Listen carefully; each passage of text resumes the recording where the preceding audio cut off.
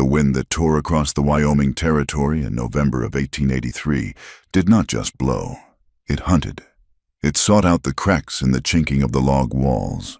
It found the gaps in the collar of a heavy wool coat, and it whistled through the empty rib cages of dead cottonwoods down by the creek. Silas Vance stood by the railing of his corral, his gloved hands resting on the rough pine. He was a man whittled down by the land, lean and hard, with a face weathered by sun and wind until it resembled the very leather of his saddle. At 35 years old, he carried the silence of the high plains in his posture. He watched his small herd of cattle huddled together against the biting gusts. They were too thin. Their coats were shaggy and dull, and their breath plumed in the gray air like the smoke from a dying fire. There should have been more of them. There should have been more hay in the barn. There should have been smoke rising from the bunkhouse chimney, signaling that men were inside, warming their hands and waiting for the morning work. But the bunkhouse was dark and cold. The door latch rusted shut. Silas was alone. He adjusted his hat, pulling the brim lower against the stinging grit. The isolation was absolute. To the west, the mountains rose like jagged iron teeth against a sky the color of a bruised plum. To the east, the plains stretched out into an endless, undulating ocean of brown grass and sage. The silence was only broken by the lowing of a cow and the rhythmic creaking of the windmill that fought a losing battle against the gale. He turned and walked toward his cabin. It was a sturdy structure, built by his own hands 5 years ago, when hope had been as abundant as the summer grass. Now, it felt like a fortress under siege. He stepped inside, the sudden quiet of the room ringing in his ears. The air smelled of wood smoke, stale coffee, and solitude. On the table lay a ledger, open to a page filled with numbers written in black ink. Silas did not need to look at them to know what they said. He owed the bank in town $300 by the 1st of January. He owed the feed store $50. He had $17 in a tin coffee can on the mantelpiece. He sat down heavily on the bench, his joints popping. He rubbed his left shoulder, where the old ache flared up whenever the weather turned. It was a souvenir from a chaotic skirmish in Virginia, nearly 20 years ago, when he had been a boy wearing a uniform that did not fit. He had seen men torn apart by grape shot and boys crying for their mothers in the mud. He had come west to forget the noise, to find a place where the only sound was the wind and the work. But a man could not work a ranch this size alone, not and keep it. He needed a partner. He needed hands. He needed money. The wind rattled the door, a reminder that winter was not coming. It was already scratching at the threshold.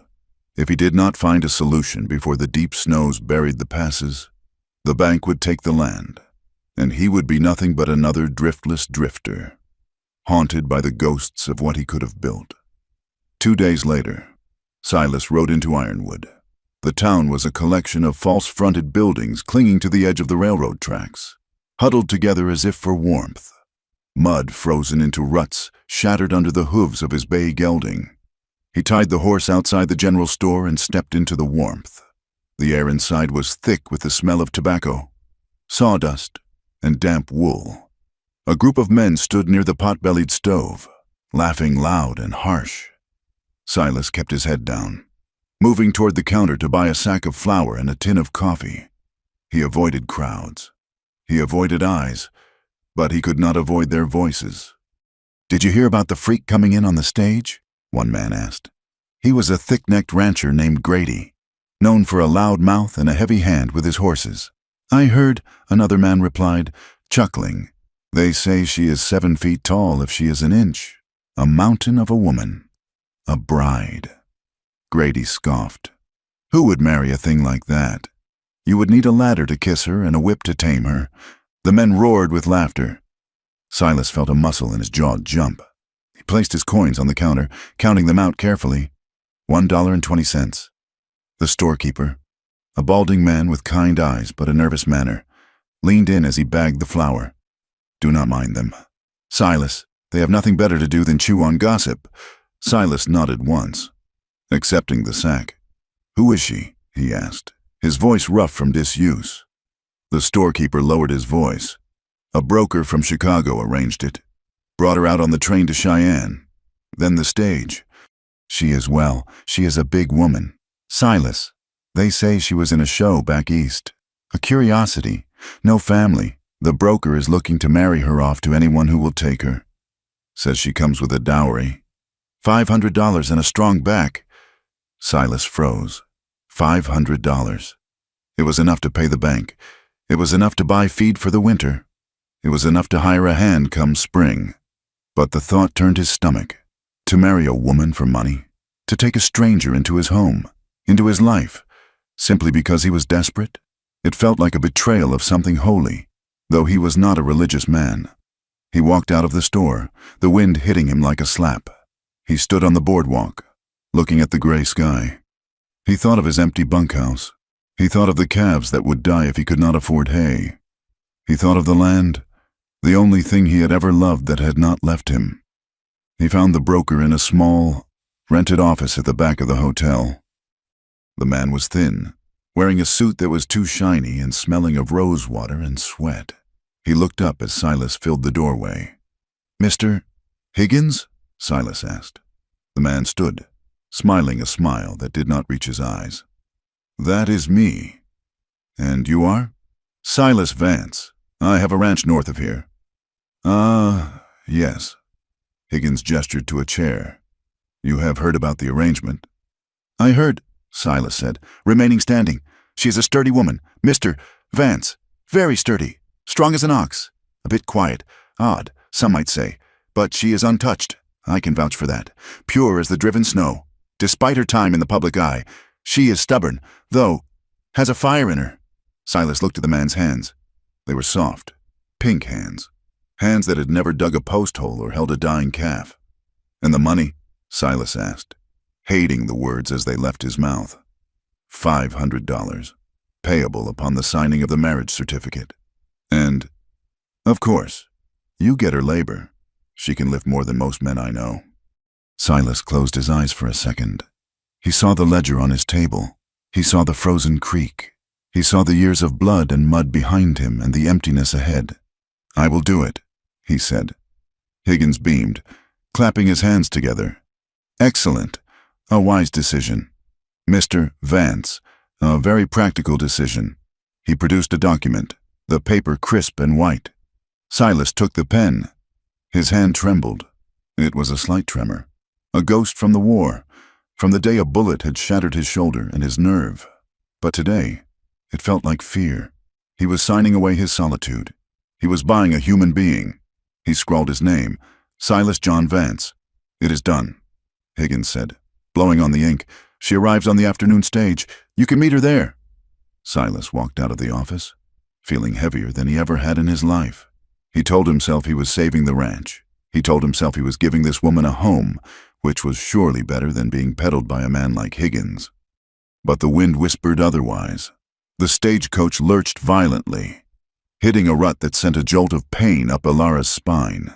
She sat hunched in the corner of the carriage, her knees pressed tight against her chest because there was nowhere else for them to go. The roof was too low. Her bonnet brushed against the fabric lining with every sway. She was 24 years old, but her eyes held the weariness of an old woman. She closed them, trying to block out the stare of the woman sitting opposite her, a severe matron with a pinched mouth who clutched her handbag as if Alara might snatch it. Alara was used to stares. She had lived her life under them. "Step right up. Come and see the Amazonian wonder, the giantess of the north. See the woman who can crush a horseshoe in one hand." The ringmaster's voice echoed in her memory, shrill and grating. For 6 years, she had been a spectacle. She had stood on a wooden platform, dressed in a ridiculous costume of faux Roman armor. While men paid 5 cents to gawk at her, they would shout crude things. They would ask her to stand up, turn around, show her teeth. They discussed her dimensions as if she were a prize heifer at a county fair. 6 feet, 6 inches, the ringmaster would shout. Over 250 pounds of womanly might. She had learned to turn into stone. She had learned to fix her eyes on a point above their heads and disappear inside herself. But she had made a vow, carved into the bedrock of her soul. No one would touch her. They could look, they could mock, they could throw peanuts, but they would not touch. She had broken the wrist of a drunkard in St. Louis who had tried to grab her ankle. After that, the ringmaster had sold her contract to Higgins. "You are too much trouble, girl," he had said. "Let some rancher deal with you. Now." She was being delivered like a crate of dry goods, a dowry. That was what they called the money Higgins was paying the man to take her off his hands. She was a liability being liquidated. The stagecoach slowed, the driver shouting to the horses. Elara felt a surge of nausea that had nothing to do with the motion. This was it, Ironwood, her new cage. She looked out the window. The town was dismal, a smear of brown against the white-dusted plains. People were already gathering. Of course they were. News of the freak traveled faster than the wind. The coach groaned to a halt. The door swung open. "End of the line! Folks!" the driver yelled. Elara waited for the other passengers to exit. She needed the space to unfold herself. When the carriage was empty, she took a deep breath, steeling herself against the inevitable. She ducked her head low, maneuvering her broad shoulders through the narrow frame, and stepped down into the mud. A hush fell over the crowd. She straightened to her full height. She stood 6 feet and 6 inches tall, towering over every man on the boardwalk. She wore a plain gray woolen dress that had been let out at the seams, and a heavy shawl wrapped around her shoulders. She kept her chin high, her face a mask of cold indifference. She heard the whispers. "Look at the size of her. It ain't natural. That's a woman. Thought it was a bear on its hind legs." She stared straight ahead, her hands clenched into fists beneath her shawl. Then she saw him. He stood apart from the crowd, near a hitching post where a bay horse tossed its head. He was not a big man, perhaps 5 feet 10 or 11, but he was built like a whipcord. He wore a faded canvas coat and a black hat pulled low. He was looking at her, but his expression was not one of mockery. He looked stunned. Silas could not breathe. He had expected a monster. The men in the saloon had painted a picture of a grotesque creature, misshapen and coarse. The woman standing by the stagecoach was vast, yes. Her shadow stretched long across the street. But she was not a monster. She was magnificent. Her hair, the color of dark walnut, was pulled back severely, but loose tendrils escaped to frame a face that was strong-boned and pale. Her eyes were dark, intelligent, and guarded by a fortress of walls so high he doubted anyone had ever climbed them. She carried herself not with the lumbering gait of a beast, but with a terrifying, silent dignity. She looked like a queen from a storybook who had lost her kingdom and was walking to the gallows. He saw her hands tremble, just once, before she stilled them. It was a tiny movement, invisible to the crowd, but he saw it because he knew what it was to shake with fear while standing still. He pushed off the post and walked toward her. The crowd parted. Sensing the moment, he stopped 3 feet away from her, forced to tilt his head back to look her in the eye. "Mrs. Vance?" he asked. His voice was quiet, barely carrying over the wind. She looked down at him. Her eyes assessed him, searching for the cruelty she expected. "I am Elara," she said. Her voice was surprisingly low, a rich alto that vibrated in the air. "I am Silas," he said. He took off his hat, the wind ruffling his brown hair. "The wagon is this way." He did not offer his arm. He sensed that she would not want to be touched. He simply turned and began to walk toward the wagon he had loaded with supplies. After a heartbeat, he heard the heavy, deliberate crunch of her boots following him. The ride to the ranch was a torture of silence. Elara sat on the bench seat beside him, her thigh pressing against the wooden side of the wagon to keep distance between them. The wagon was old and rattled violently over the frozen ruts. The sky began to darken, the gray deepening to a charcoal black. The temperature plummeted. "Are you cold?" Silas asked, looking straight ahead at the ears of the horses. "I am fine," she said. It was a lie. Her coat was too thin for this territory. "There is a blanket behind the seat," he said. "I said I am fine," she repeated, sharper this time. She would not accept charity. She would not show weakness. Silas nodded and said nothing more. Coyotes began to sing from the ridges, their yips and howls echoing like demented laughter. Elara flinched at the sound. "Just coyotes," Silas said softly. "They will not come close." She gripped her shawl tighter. It was not the animals she feared. It was the man beside her. He had not mocked her yet, but the night was young. She wondered what he expected for his $500. She wondered if she would have to fight him. She looked at his profile, the sharp nose, the stubble on his jaw, the tired lines around his eyes. He looked like a man who had forgotten how to smile. They arrived at the ranch in pitch darkness. The cabin was a small shadow against the vastness of the night. Silas halted the horses and jumped down. "Wait here," he said. He helped her down, though she ignored his outstretched hand and hopped down herself, the ground shaking slightly under her impact. He led her to the door and pushed it open. The cabin was warm, the embers in the stove still glowing. Silas lit a kerosene lantern, the golden light washing over the room. It was one room, a single, large room. Elara's eyes darted around. A cast-iron stove, a rough wooden table with 2 chairs, a wash basin, and in the corner, a bed, a proper bed with a quilt. In the far corner, near the door, was a pile of ropes and a thin mattress ticking. "Put your things anywhere," Silas said, closing the door against the wind. The silence rushed back in, suffocating. He gestured to the bed in the corner. "That is yours." Elara looked at him, confused. "And you?" "I will take the rope bed," he said. "I am used to rough sleeping."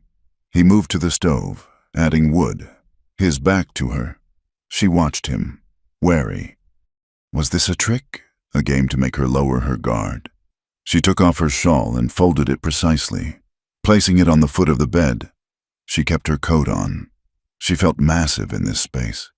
If she stretched out her arms, she felt she could touch both walls.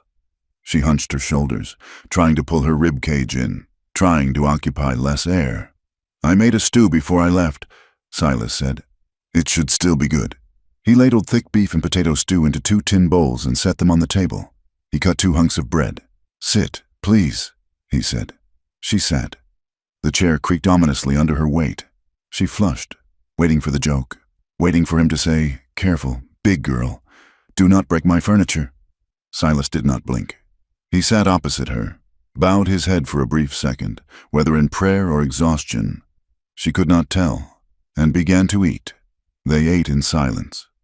The only sounds were the scraping of spoons and the howling of the wind outside, which sounded like it was trying to claw the roof off. Elara ate quickly, her eyes fixed on her bowl. She was starving, but she was ashamed of her hunger, just as she was ashamed of her size. When the meal was done, Silas stood and gathered the bowls. "I will wash," he said. "You have had a long journey." Elara stood up. "I can work," she said. That was the deal. Silas paused, his hands in the soapy water. "Tomorrow," he said without turning. "Tomorrow there will be plenty of work. Rest now." She retreated to the corner. She turned her back to him to unbutton her dress, her fingers fumbling with the tiny buttons. She kept her undergarments on, a heavy shift and bloomers. She slid under the quilt, pulling it up to her chin. The bed was too short. Her feet hung off the end, exposing her ankles to the cold air. She curled her legs up, making herself a ball. Silas finished the dishes. He blew out the lantern, plunging the room into darkness save for the orange glow from the stove vents. She heard the rustle of his clothes as he undressed, the creak of the rope bed as he lay down. "Good night." "Elara," he said from the dark. She did not answer. She lay staring into the blackness, listening to the wind scream. She thought of the show. She thought of the cage wagon she used to travel in. This cabin was larger, yes, but it was still a cage, and she was still the animal inside it. She had traded the ringmaster for this silent, broken cowboy. She wondered when he would demand his money's worth. She wondered if she would have the strength to stop him. Across the room, Silas stared up at the invisible rafters. He could hear her breathing, slow, terrified breaths. He felt a crushing weight in his chest. He had done it. He had saved the land. But at what cost? He had brought a stranger into his sanctuary. He had bought a wife.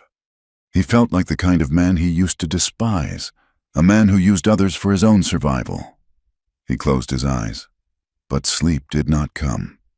Outside, the snow began to fall, burying the world in white, sealing them in together. The dawn broke not with light, but with a gradual graying of the dark, revealing a world locked in iron. The temperature had plunged overnight, sealing the Wyoming territory in a frost so deep it felt like the air itself might shatter if one moved too quickly. Silas Vance pushed open the cabin door, the hinges screaming in protest against the cold. He stepped out onto the porch, his breath billowing like steam from a locomotive. He pulled his collar up, squinting against the glare of the rising sun reflecting off the crusted snow. The mountains in the distance were no longer purple shadows, but sharp, blue teeth biting into the pale sky. Elara followed him a moment later. She wore a man's heavy coat he had found in an old trunk, the sleeves barely reaching her wrists, and a wool scarf wrapped high around her neck. She did not shiver. She stood beside him, her head nearly brushing the roof beams of the porch, and looked out at the desolation. "We need to break the ice on the trough," Silas said, his voice rough with sleep. Elara nodded. "I will get the axe." They moved toward the barn in a silence that had become their third companion. It had been 2 weeks since she arrived, and the routine was already etched into their bones. Work was the language they spoke best. Silas watched her as she walked ahead of him. Her boots crunched heavily through the snow crust. He had expected a burden. He had expected to spend his winter nursing a frightened city woman who would weep at the howling wind or faint at the sight of blood. He had been wrong. At the water trough, a solid 3 inches of ice had formed. Silas reached for the axe, but Elara was already there. She lifted the heavy tool with one hand, the muscles in her arms shifting beneath the thick wool of her coat, and brought it down. The sound was like a gunshot, a sharp crack that echoed off the barn walls. She struck again and again, with a rhythmic, terrifying power. Water surged up through the fractures, dark and freezing. She stepped back, resting the axe on her shoulder as if it weighed no more than a broom. "Done," she said. Silas stared at the shattered ice. He had struggled with that same chore yesterday, his bad shoulder aching with every swing. "Thank you," he said quietly. She did not look at him. She turned toward the hayloft. "The cattle are hungry." They worked through the morning, a seamless machine of necessity.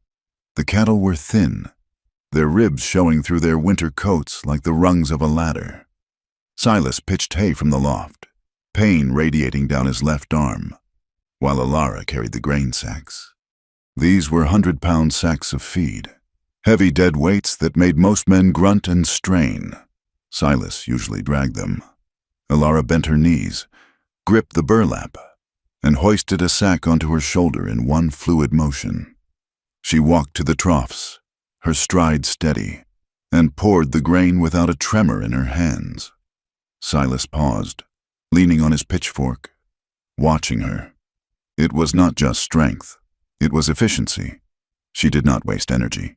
She moved with the economy of someone who had spent a lifetime doing physical labor, but it was later, when they were checking the horses, that he saw something else. His bay gelding, distinctively skittish in the cold, was tossing his head, eyes rolling white. Silas reached for the halter, but the horse jerked away, snapping his teeth. "Easy," Silas warned. Elara moved past him. She did not shrink away. She stepped into the stall, her massive frame filling the space. The horse froze, ears flickering. Elara did not grab the animal. She simply laid her large hand on the horse's neck, just behind the ear. She began to hum. It was a low, thrumming sound, more vibration than melody. She stroked the coarse hair, her touch impossibly light for a hand that could crush bone. "You are just cold," she murmured to the beast. "You are just cold and tired of the wind. I know, I know." The horse lowered his head, blowing out a long breath, and leaned his weight against her chest. She stood there, a giantess in a man's coat, absorbing the animal's fear. Silas stood in the aisle, forgotten. He felt a strange tightness in his throat. He had seen men break horses with whips and spurs. He had never seen a woman calm one by simply being solid. "You have a way with them," Silas said, his voice breaking the spell. Elara stiffened. She pulled her hand away and stepped back, her shoulders curling inward as if she had been caught doing something forbidden. "I grew up around animals," she said defensively, moving toward the door. "In the show, the elephants liked me." Silas followed her out into the blinding daylight. "It is more than that," he said. "You work harder than any hand I have ever hired, and you are gentler than any of them, too." Elara stopped. She looked down at him, her dark eyes wide with shock. She waited for the punchline. She waited for him to add, "For a freak," but he only adjusted his hat and pointed to the fence line. "That north section needs mending before the next snow." She watched him walk away. A warmth that had nothing to do with the sun bloomed in her chest. She crushed it down instantly. Hope was dangerous. Compliments were usually the bait for a trap. But as she picked up the coil of wire, she replayed his words in her mind, hoarding them like gold coins. The boundaries in the cabin were as tangible as the log walls. They lived in a space no larger than 20 feet by 20 feet, yet they maintained a distance of miles. Silas had rigged a blanket on a rope to partition off the corner where her bed stood. When she needed to change or wash, she would say, "Turn," and he would go outside or busy himself at the stove with his back fully turned. He never entered her space, not once. She slept in the bed with the quilt. He slept on the rope mattress in the corner, wrapped in rough wool. At night, the darkness was filled with the sounds of their separate existences, the rustle of straw, the shift of a body, the slow rhythm of breathing. They did not touch. When they passed tools to each other, they were careful to grip opposite ends. When they sat at the small table to eat, they kept their elbows tucked in. Both of them were acutely aware of the physics of their bodies. Elara felt her size like a sin. She tried to make herself small, hunching her spine, keeping her legs tucked under the chair. Silas felt his gaze like a weapon. He caught himself watching her, the curve of her neck, the power in her wrists, and would force his eyes to the floor, consumed by guilt, but slowly. The silence between them began to change texture. It shifted from the tense silence of strangers to the companionable silence of survivors. Small rituals formed like ice crystals on a window pane. At dawn, before the work began, Silas would brew coffee strong enough to strip paint. He would pour 2 tin cups and set hers on the table. They would stand there, drinking the scalding liquid, watching the gray light seep through the cracks in the shutters. "Ready?" he would ask. "Ready," she would answer. It was the only vow they had actually made to each other. In the evenings, if the wind died down, they would sit on the porch bench. The sunset over the mountains was a violent bruising of purple and crimson. They did not speak of the beauty. They just witnessed it. Elara would sit with her hands folded in her lap, massive and still. Silas would smoke a pipe, the smoke drifting up to mingle with the cold air. During the snow squalls that swept down from the peaks, they would take shelter against the leeward wall of the stable, standing shoulder to shoulder, not touching, but close enough to block the wind for one another. It was in these quiet moments that the ghosts began to show themselves. One afternoon, the crack of a rifle echoed from the ridge, a hunter tracking elk miles away. Silas was repairing a bridle. At the sound, he dropped the leather. His body went rigid, his eyes blowing wide and vacant. He was back in Virginia. He was back in the smoke. His breath came in short, ragged gasps, and his hand flew to the old wound on his shoulder. Elara saw it. She was holding the lantern. She did not speak. She did not touch him. She simply moved her large body between him and the door, blocking the view of the ridge, creating a wall of safety. "It is just a hunter. Silas," she said, her voice dropping to that low hum she used for the horses. "Just a hunter. We are here. We are safe." He blinked, the terror slowly draining from his face, replaced by a gray shame. He looked at her, seeing her solidity. "I know," he whispered. "I know." Days later, it was her turn. They were in the barn when the wind carried the sound of men laughing from the road, travelers passing by, shouting a joke to one another. Elara flinched as if she had been struck. She dropped the curry brush she was holding. She backed into the corner of the stall, her arms crossing over her chest, her eyes darting frantically to the door. Her breathing turned shallow and fast. She made herself small, terrified, expecting the door to burst open, expecting the pointing fingers and the jeers. Silas stepped to the barn door and looked out. He saw the riders disappearing over the hill. He turned back to her. "They are gone," he said firmly. "They were not looking at us." Elara stared at him, her chest heaving. She looked like a trapped animal. Silas realized then that her scars were not on her skin. He realized that laughter was to her what gunfire was to him. "We are a fine pair," he thought bitterly. "Two broken things trying to build a whole. We are out of flour," Elara said one evening, scraping the bottom of the barrel. "And coffee." Silas looked up from the ledger. He had been dreading this. A trip to town was unavoidable. "I will go tomorrow," he said. "I will come with you," she said. Silas hesitated. "Elara, it might be better if I go alone. The snow is deep, and people will stare." She finished for him. She turned to face him, drawing herself up to her full height. Her chin was set in a line of granite. "I am your wife, Silas, at least on paper. I will not hide here like a shame you keep in the cellar. Besides, you cannot load the supplies alone with your bad shoulder." He looked at her. She was right about the shoulder. It had been throbbing for days. But more than that, he saw the pride in her eyes. To leave her behind would be to agree with the town that she was something to be hidden. "We leave at first light," he said. The ride to Ironwood was tense. The wagon wheels crunched loudly on the frozen road. Elara wore her best dress, a dark blue wool that was frayed at the cuffs, and her heavy coat. She sat straight, her eyes fixed on the horizon, preparing for battle. When they rolled onto the main street, the town seemed to pause. A blacksmith stopped his hammer. A woman shaking a rug on a balcony froze. Heads turned, fingers pointed. Silas kept his eyes forward, snapping the reins. He pulled the wagon up to the general store and set the brake. "Stay close," he murmured. They walked into the store. The bell above the door chimed cheerfully, a stark contrast to the sudden silence that fell over the room. 3 men were leaning against the counter. One of them was Harlan Boyd. Harlan was a wealthy man by local standards, owning the largest herd in the valley. He was big, broad in the gut and heavy in the face, and he wore a fur-lined coat that smelled of money and arrogance. He had always looked down on Silas as a failure, a man who couldn't hold his own. "Well, look at this," Harlan said, his voice booming. "Silas Vance has come down from his hill, and he brought his livestock."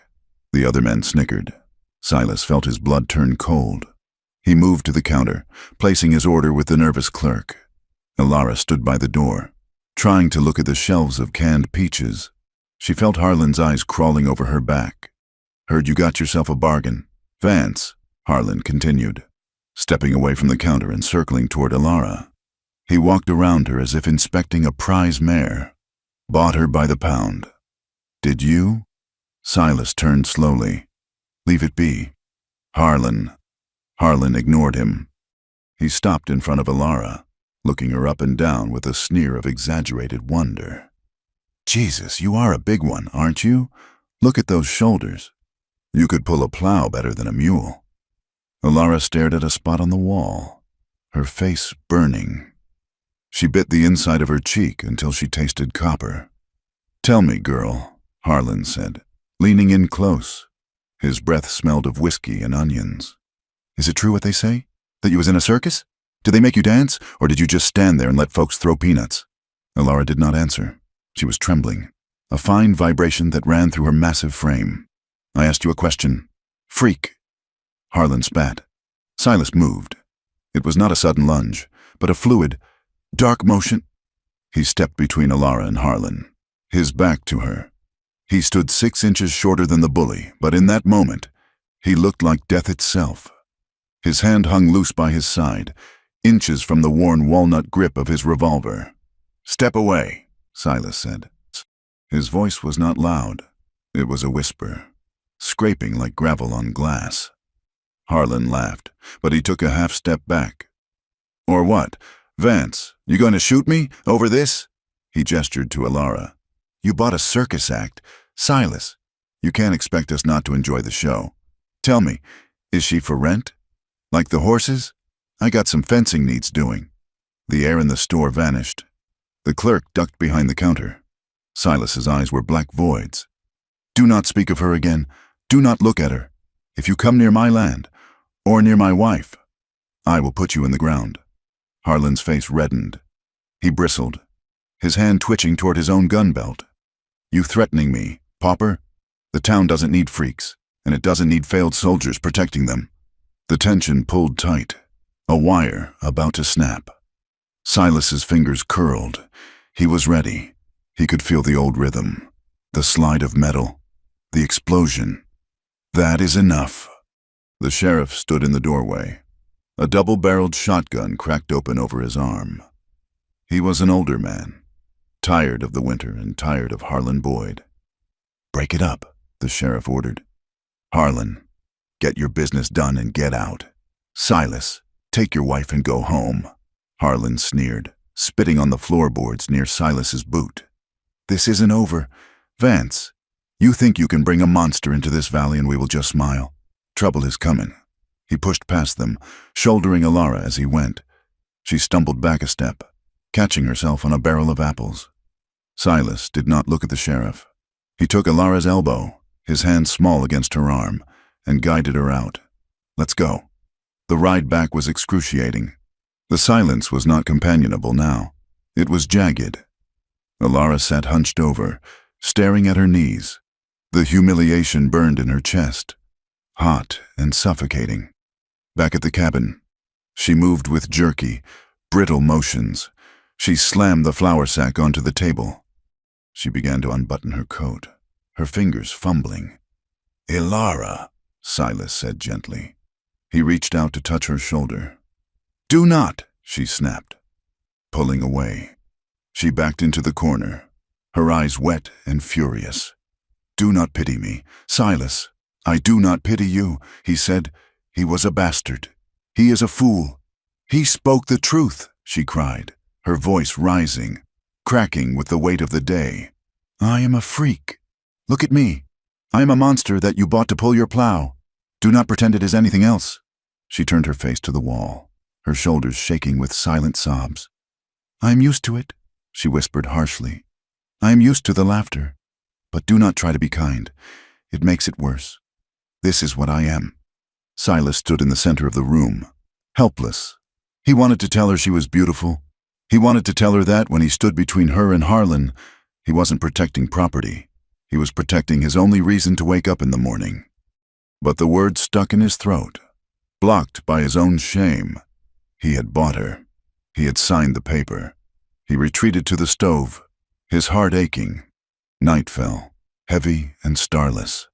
The wind picked up again, rattling the shutters. They ate a cold supper without speaking. Silas lit the lantern and set it on the table. The golden light carved a small circle of warmth in the gloom. "Alara," he said softly. She was sitting on the edge of her bed, staring at her hands. They were large, capable hands, scarred from work. "Tell me," he said. "Tell me about before." She looked up, her eyes red-rimmed. "Why?" "Because I want to know you, not what Harlan sees, not what the paper says. You—" She hesitated.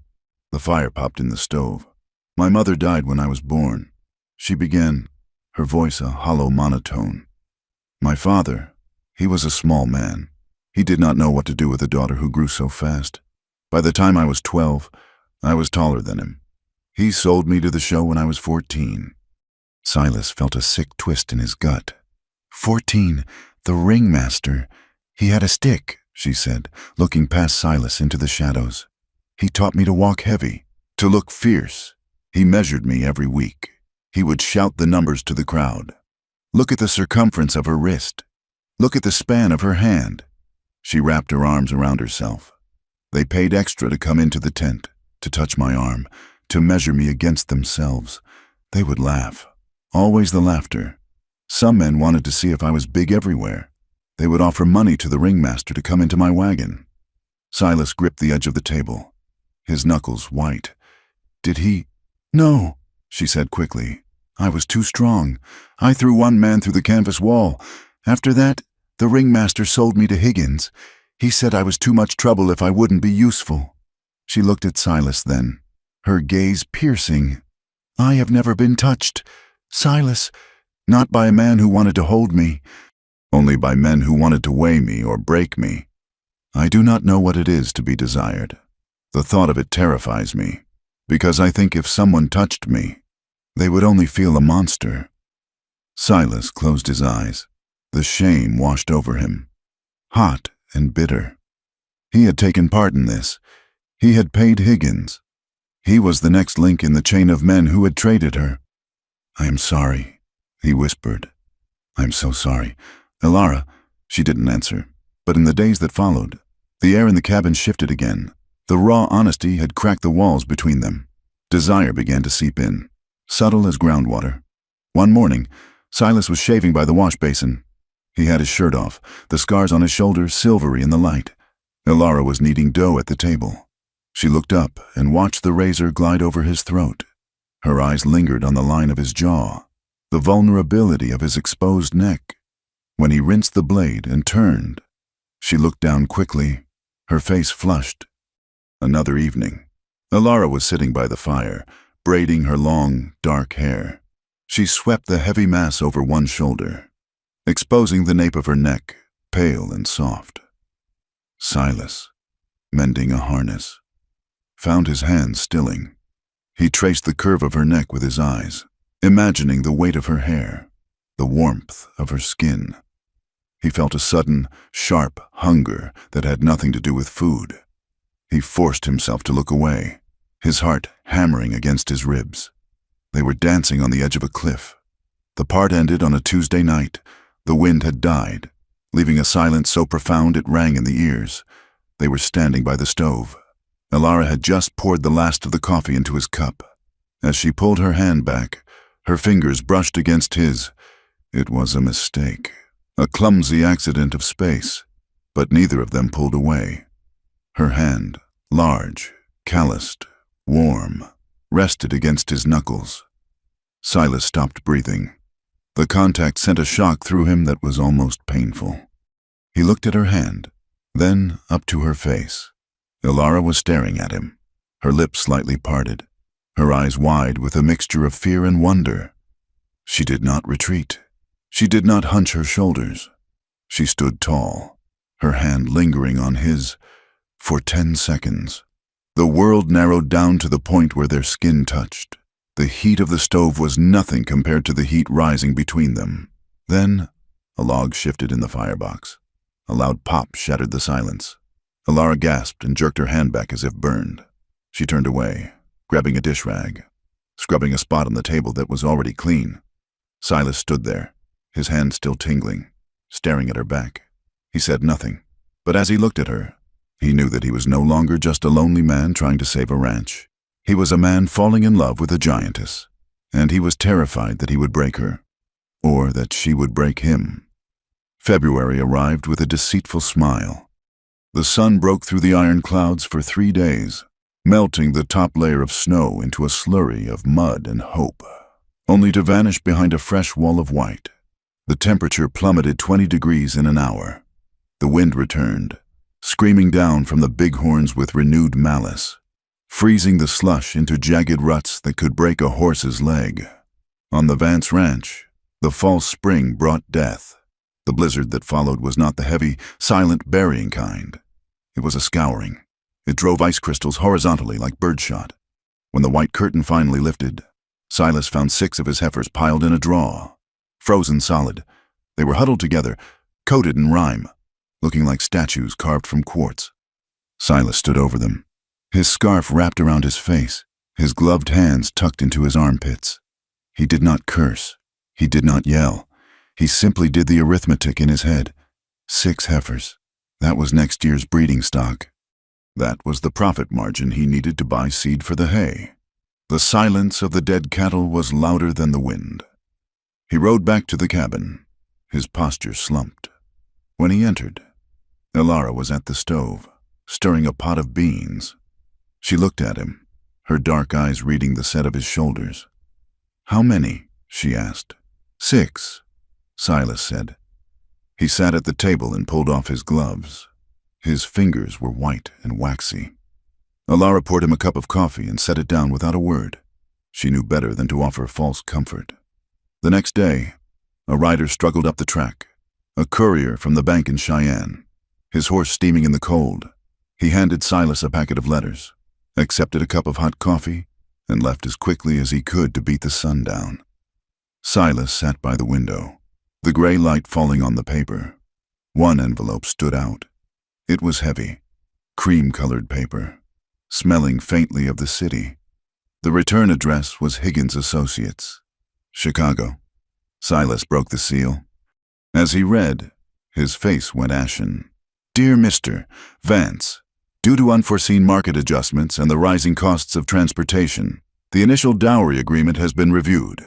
The remaining balance of the arrangement fee, $200, is due immediately. Furthermore, I have received inquiries from a traveling exhibition in San Francisco regarding the acquisition of unique specimens. Should you be unable to fulfill the financial terms of our contract, I reserve the right to reclaim the collateral involved in the transaction. Sincerely, A. Higgins, Collateral." Silas crushed the letter in his fist. His heart hammered against his ribs. $200. He did not have 20, and the threat was clear. Higgins was not just asking for money. He was threatening to take Elara back, to sell her to a sideshow in California. Silas looked up. Elara was across the room, mending a tear in his spare shirt. She had paused, her needle hovering. She had heard the crinkle of the paper. She had seen his hand tremble. "Bad news?" she asked, her voice tight. Silas shoved the letter into his pocket. "Just bank business," he said. "Nothing for you to worry about." Elara's eyes narrowed. She had ears sharp enough to hear a coyote on the ridge. She could hear the lie in his voice. "You look pale. Silas, is it the loan?" "I said it is handled," he snapped. He stood up abruptly, grabbing his coat. "I have to check the barn." He walked out, leaving her sitting in the silence. Elara put down the shirt. Her hands were shaking. She knew that look. She had seen it on the ringmaster's face when ticket sales were down. It was the look of a man calculating the worth of his assets. The fear, cold and familiar, coiled in her stomach. "He regrets it," she whispered to the empty room. "The cattle are dead. The money is gone. He is looking for a way out." The poison spread from the town outward. Harlan Boyd was not a man to let a grudge die of natural causes. He fed it. He watered it with whiskey and malice in the warm belly of the saloon. Silas had gone into town alone 3 days after the letter arrived, desperate to negotiate an extension on his feed bill. He walked with his head down, but the silence that followed him was heavy. When he left the feed store, he saw a group of men gathered on the porch of the hotel. Harlan was in the center, holding court. "There he goes," Harlan said loudly. "The lion tamer." The men laughed. Silas kept walking, his jaw set. "Hey, Vance," Harlan shouted. "Is it true what they say, that she sleeps in the barn with the horses because she can't fit in the bed?" Silas stopped. He gripped the reins of his horse until his knuckles turned white. "I heard she broke a man's back in St. Louis." Another man called out, "Just snapped him like a twig." "You better watch yourself when she gets angry, Vance, and you better watch your back, folks," Harlan added, his voice dropping to a theatrical whisper. "We all know Silas here has a twitchy finger. Ask the folks in Dodge about the innocent girl who caught a stray bullet because Vance couldn't aim." Silas froze. The blood drained from his face. It was a lie, mostly. It hadn't been Dodge, and he hadn't fired the shot that killed the bystander. But he had been there. He had been part of the violence. The guilt was the shadow he dragged everywhere. He mounted his horse, refusing to look at them, and rode out of town. But the laughter followed him, sticking to his skin like burrs. The stories reached the ranch before he did, not by word of mouth, but by the change in the air. When he arrived, Elara was waiting on the porch. She looked brittle, her face pale. A peddler came by while you were gone. She said, he didn't want to come to the door. He left the thread I ordered by the gate. He looked at me like I was a rabid dog. Silas dismounted. He is just a fool. Elara, he asked me if I really killed a man in the circus, she said. She looked at him, her eyes searching his face. He said the town is saying I am dangerous, that I hurt people. It is just talk, Silas said, brushing past her. Harlan Boyd has a big mouth. But why? She demanded, following him inside. Why do they hate us? What did we do? We exist, Silas said wearily. That night, the tension in the cabin was thick enough to choke on. Silas paced the floor, the letter in his pocket burning a hole in his coat. He needed money. If he didn't pay Higgins, the man would send someone. A sheriff, a bounty hunter. He would come with a piece of paper claiming Elara was property. He couldn't tell her. How could he tell her that she was still owned? That her freedom was tied to a debt he couldn't pay? He thought he was protecting her, shielding her from the reality of her precarious position. But to Elara, his silence looked like calculation. The escalation came 2 nights later. They were eating supper, a silent, grim affair of cornbread and salted pork, when the dog started barking, not the warning bark of a visitor, but the frantic, snarling bark of a threat. Silas was out of his chair instantly, grabbing the Winchester from the wall. "Stay here," he ordered. "I am coming with you," Elara said, grabbing the lantern. "I said stay here." She ignored him. She followed him out onto the porch. The night was pitch black, moonless. The wind whipped the lantern flame. There was no one there. The hoofbeats of galloping horses were already fading down the road. Silas walked to the gate. He stopped, the lantern light spilling onto the wooden posts. Nailed to the pine were 3 dead jackrabbits, their bodies stiff and bloody, hanging by their ears.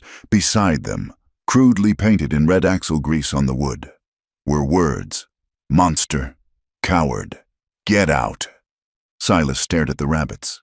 The violence of it was visceral. It was a promise. Elara made a sound, a small, strangled gasp. Silas turned. She was staring at the word monster. She wrapped her arms around her stomach, rocking slightly on her feet. "Take it down," she whispered. "Take it down." Silas ripped the rabbits from the post, throwing them into the darkness. He tried to scrub the grease away with his glove, but it smeared, looking like fresh blood. "Go inside, Elara," he said, his voice shaking with rage. She turned and ran back to the cabin. When Silas came back inside, he barred the door. He turned to face her. She was standing by the table, her face streaked with tears, her body trembling so hard the floorboards vibrated. "Why didn't you shoot them?" she screamed. "They were gone before I got there," Silas said. "You let them do this," she cried. "You let them paint that name on our home. I cannot stop the wind, Elara, and I cannot stop men like Harlan from being vicious. You are hiding things," she accused, stepping toward him. She towered over him, her grief making her look formidable. "You hide the letters. You hide the bills. You hide your past. Harlan shouted things in town about a killing, about you killing a girl. Is it true?" Silas flinched. "It was an accident," he said through gritted teeth. "Years ago. I never meant for it to happen. But you never told me. Just like you never told me we are broke. Just like you never told me that broker is writing to you. I am trying to handle it," Silas yelled, his controls snapping. "I am trying to keep this ranch afloat. I am trying to keep a roof over your head. I don't need a roof. I need the truth. Are you sending me away? Is that what the letter said? Are you selling me back?" "No!" Silas shouted. "I am trying to pay him so he doesn't come for you."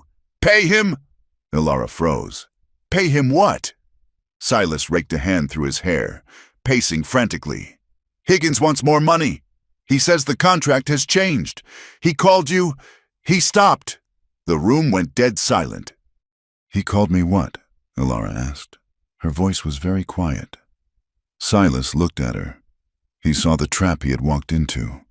He saw the hurt in her eyes, deep and old. "He called you merchandise," Silas whispered. "He said if I don't pay another $200, he will reclaim the collateral." Elara stood still.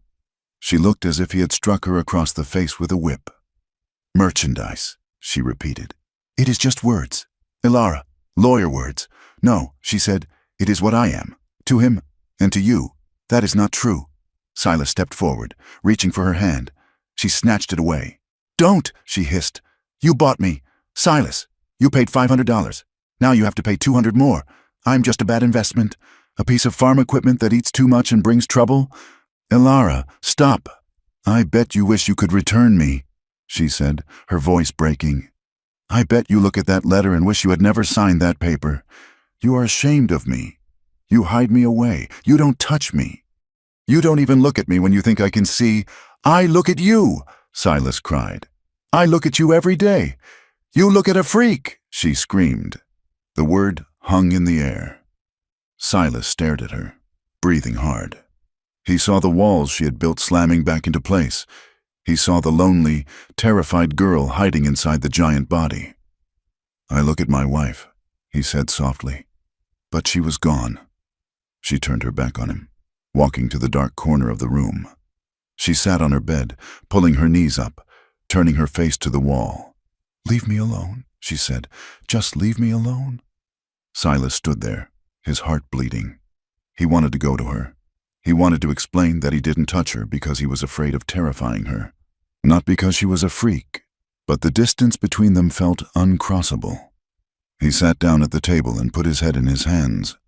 He must have dozed off, exhausted by the adrenaline and the grief. He woke to a sound that was not the wind. It was a crackling, like paper being crumpled, but louder. And the smell. Wood smoke. Not the pleasant smell of the stove, but the acrid, choking stench of burning pitch. Silas jerked his head up. The window facing the barn was glowing orange. "Fire!" He scrambled up, knocking the chair over. "Elara, the barn!" Elara was already moving. She was out of bed, her boots in her hand. She shoved her feet into them without lacing them and grabbed her coat. They burst out of the cabin into a nightmare. The barn was blazing. The dry hay in the loft had caught like tinder. Flames were licking up the side of the wall, reaching for the roof. The wind was fanning it, turning the structure into a furnace. Inside, the horses were screaming, high, shrill sounds of pure terror. "Get the buckets!" Silas yelled, running toward the well. "No!" Elara shouted. "There is no time for water. Get the animals!" She ran straight at the burning building. "Elara!" Silas screamed, dropping the bucket. She didn't stop. She threw her shoulder against the barn doors. They were barred from the outside. Someone had jammed a piece of wood into the latch. Arson. It was undeniable. Elara roared, a sound of pure physical effort, and slammed her body against the wood. The bar splintered. The doors flew open. Smoke billowed out, thick and black. Silas ran in after her, wrapping his scarf around his face. The heat was a physical blow. "Get the horses!" Silas yelled. Elara was already there. The bay gelding was rearing, kicking the stall door, eyes wild. Elara didn't flinch. She grabbed the halter, her strength immense. She forced the animal's head down, shouting over the roar of the fire. "Go! Move!" She dragged the horse out into the snow, smacking its rump to send it running toward the pasture. She turned back instantly. The roof groaned.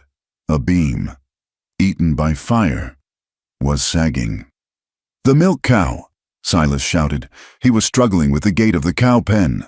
The metal was hot. Elara was beside him in a second. She ripped the gate off its hinges. She grabbed the terrified cow by the horns and the neck, literally shoving the animal toward the door. "Get out! Silas!" she yelled. "The roof! I have to get the saddle. My rifle is in the tack room. Leave it!" Silas didn't listen. He ran toward the tack room at the back. He grabbed his saddle, heavy with expensive leather. As he turned, a burning rafter, thick as a man's waist, sheared off from the ceiling. "Silas!" Elara lunged. She couldn't reach him in time to stop the beam, but she reached him in time to shove him. She hit him with her shoulder, knocking him sideways just as the timber crashed down. It missed his skull by inches, but the end of the beam clipped his head and landed across his legs. Sparks showered over him. The heat seared his hands as he tried to push the burning wood away. "Ah!" he screamed. Ilara was there. She didn't hesitate. She grabbed the burning beam with her gloved hands. The leather smoked. She gritted her teeth, the veins in her neck bulging. With a primal heave, she lifted the timber off him and threw it aside. She grabbed Silas by the back of his coat and hauled him up as if he were a child. She half-carried, half-dragged him toward the door. They fell out into the snow just as the rest of the roof collapsed. A geyser of sparks shot up into the black sky, illuminating the devastation. They scrambled away on hands and knees, coughing violently. The heat was still intense, singing their eyebrows. They collapsed in a snowbank 20 yards away, watching the structure burn. The barn was gone. The winter feed was gone. The tools were gone. But the horses were huddling by the corral fence. Shivering, the cow was safe. Silas lay on his back, gasping for air. His head was spinning, blood trickling into his eye. His hands burned. Ilara sat up, wiping soot from her face. She looked at him, her eyes wide and white in her blackened face. "Are you alive?" she croaked. Silas nodded. "Thanks to you." The walk back to the cabin was a limping march of the defeated. Inside, the air felt impossibly cold after the inferno. Ilara lit the lantern. Her hands were shaking now that the adrenaline was fading. "Sit," she commanded. Silas sat on the edge of the bed. He was shivering violently, shock setting in. Ilara moved efficiently. She brought a basin of water and a clean cloth. She knelt between his knees. "Let me see your hands," she said. Silas held them out. The palms were red and blistered, angry burns striping the skin. Ilara hissed through her teeth. She took a jar of salve from the shelf, bear grease and herbs, and began to apply it. Her touch was agonizingly gentle. Her large fingers, still stained with soot, moved over his damaged skin with a delicacy that made his breath catch. He looked down at her. Her hair had come loose from its braid, falling in a curtain around her face. She smelled of smoke, sweat, and horsehair. It was the most honest smell he had ever known. He watched her face as she worked. Her brow was furrowed in concentration. She was biting her lip. A smudge of ash darkened her cheekbone. "Ilara," he whispered. She looked up. Their faces were inches apart. "You saved my life," he said again. She looked down at his hands. "You are a fool," she murmured. "Going back for a saddle?" "It wasn't the saddle," he said. "It was the rifle. It was my father's. You are worth more than a gun." "Silas," she said fiercely. The words hung between them. She froze, realizing what she had said. Silas leaned forward. The pain in his hands was forgotten. All he could feel was the magnetic pull of her presence. The heat of the fire still hummed in his blood. The nearness of death had stripped away the pretense. He wanted her, not as a nurse, not as a worker, but as a woman. Ilara saw it in his eyes. She saw the hunger. For a second, her own desire flared, a desperate, aching need to be held, to be comforted after the terror of the night. Her hand lingered on his wrist, her breathing hitched, but then the memory of the letter crashed back in. Merchandise, collateral. She pulled her hands away abruptly. "I will bandage these," she said, her voice trembling. "Then you need to sleep." "Ilara," Silas said, reaching for her with his bandaged hand. "Please, we need to talk." "There is nothing to talk about," she said, standing up and retreating to the table to tear strips of cloth. "The barn is gone. The hay is gone. You have no way to pay Higgins now." "I will find a way," Silas said. "I will sell the saddle. I will sell the bay." "And if it is not enough?" she asked, her back to him. "If he comes with the sheriff, will you fight them, Silas? Or will you cut your losses? I would never let them take you." He swore. Ilara turned, her eyes wet. "You might not have a choice. And I cannot live waiting for the day you decide I am too expensive to keep." She finished bandaging his hands in silence. The intimacy of the moment before was gone. replaced by the cold reality of their ruin. The night stretched on, endless and cruel. Silas lay in his bed, the pain in his head throbbing in time with his heart. He listened to Alara's breathing across the room. It was ragged, uneven. She was awake. He wanted to cross the floor. He wanted to crawl into her narrow bed and wrap his arms around her and tell her that she was the only thing on this earth that mattered.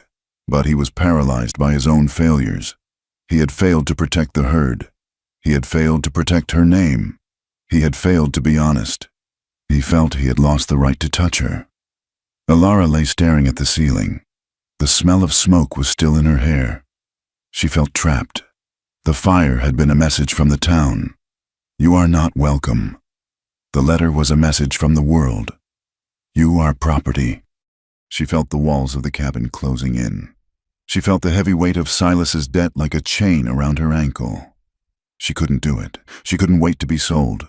She couldn't wait to be discarded. Slowly, silently, she sat up. She swung her legs out of bed. She picked up her boots. She did not put them on. She didn't want the sound of footsteps on the floorboards to wake him. She walked to the door, opening it with agonizing slowness. The latch clicked softly. She stepped out onto the porch.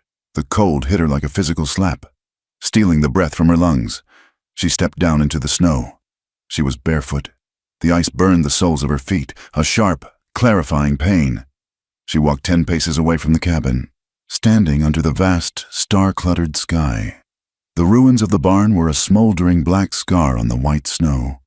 The smell of wet ash was heavy in the air. She looked up at the stars. Cold, indifferent, beautiful. She wrapped her arms around herself, digging her fingers into her ribs. She was huge. She was strong. She had held up a burning roof. I am not merchandise, she whispered to the wind. She looked back at the cabin, at the window where Silas lay. A tear froze on her cheek. I will not be owned, she hissed, her voice gaining strength. I will not be a bargain. I will not be collateral. She shivered violently, her feet numb in the snow. If he cannot see me, if he cannot keep me safe, then I will go. She looked toward the mountains, toward the wild, empty country where no one knew her name. I will walk until my feet bleed, she promised herself. But I will never let a man sign a paper for my life again. She stood there for a long moment, a giantess in the white silence, deciding whether to go back inside to the warmth of the man she was falling in love with, or to walk into the freeze and be free. Slowly, shivering, she turned back to the cabin, not because she was weak, but because she wasn't done yet. She would give him one more chance, but only one. She slipped back inside, the door latch clicking shut like the closing of a book. March arrived not with a trumpet blast of spring, but with the sullen, muddy drag of a winter that refused to die. The snow retreated in patches, leaving behind ground that was a sucking mire of brown sludge. The air remained raw, freezing at night and thawing just enough by noon to soak a man's boots through to the socks. The Vance Ranch was a scar on the landscape. The blackened footprint of the barn stood like a missing tooth in a jawbone. The smell of wet char lingered in the air, reviving every time the damp wind blew from the north.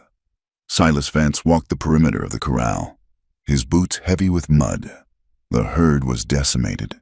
Between the blizzard in February and the fire, he had fewer than 30 head left. They were gaunt, their coats rough and matted, standing hock-deep in the muck, chewing on the meager hay he had managed to salvage. Yet, in the corner of the small pen they had hastily reinforced, a calf stood. It had been born in the chaos of the fire's aftermath, dropped into the snow by a terrified heifer. By all rights, it should have frozen. By all rights, the coyotes should have dragged it off, but it stood there now, a white-faced Hereford with wobbly legs and a stubborn will to live, nursing aggressively. Silas leaned on the rail, watching the calf butt its head against its mother's flank. It was a small thing, a fragile thing, but it was alive. He felt a presence beside him. He did not need to turn to know it was Alara. She moved with a quiet heaviness that he had come to recognize by the vibration in the ground. He is strong, she said. Her voice was rough from the morning cold. "He is a fighter," Silas agreed. "Like his mother." Ilara rested her arms on the top rail. She wore a man's canvas coat that Silas had traded for in town, the only thing he could find that fit her shoulders, and her hair was tied back with a strip of leather. She looked out at the ruins of the barn. "We need a shelter," she said. "The spring rains will come soon. If they stay out in the wet, the rot will take their hooves." "I know," Silas said. He rubbed his face, feeling the grit of stubble.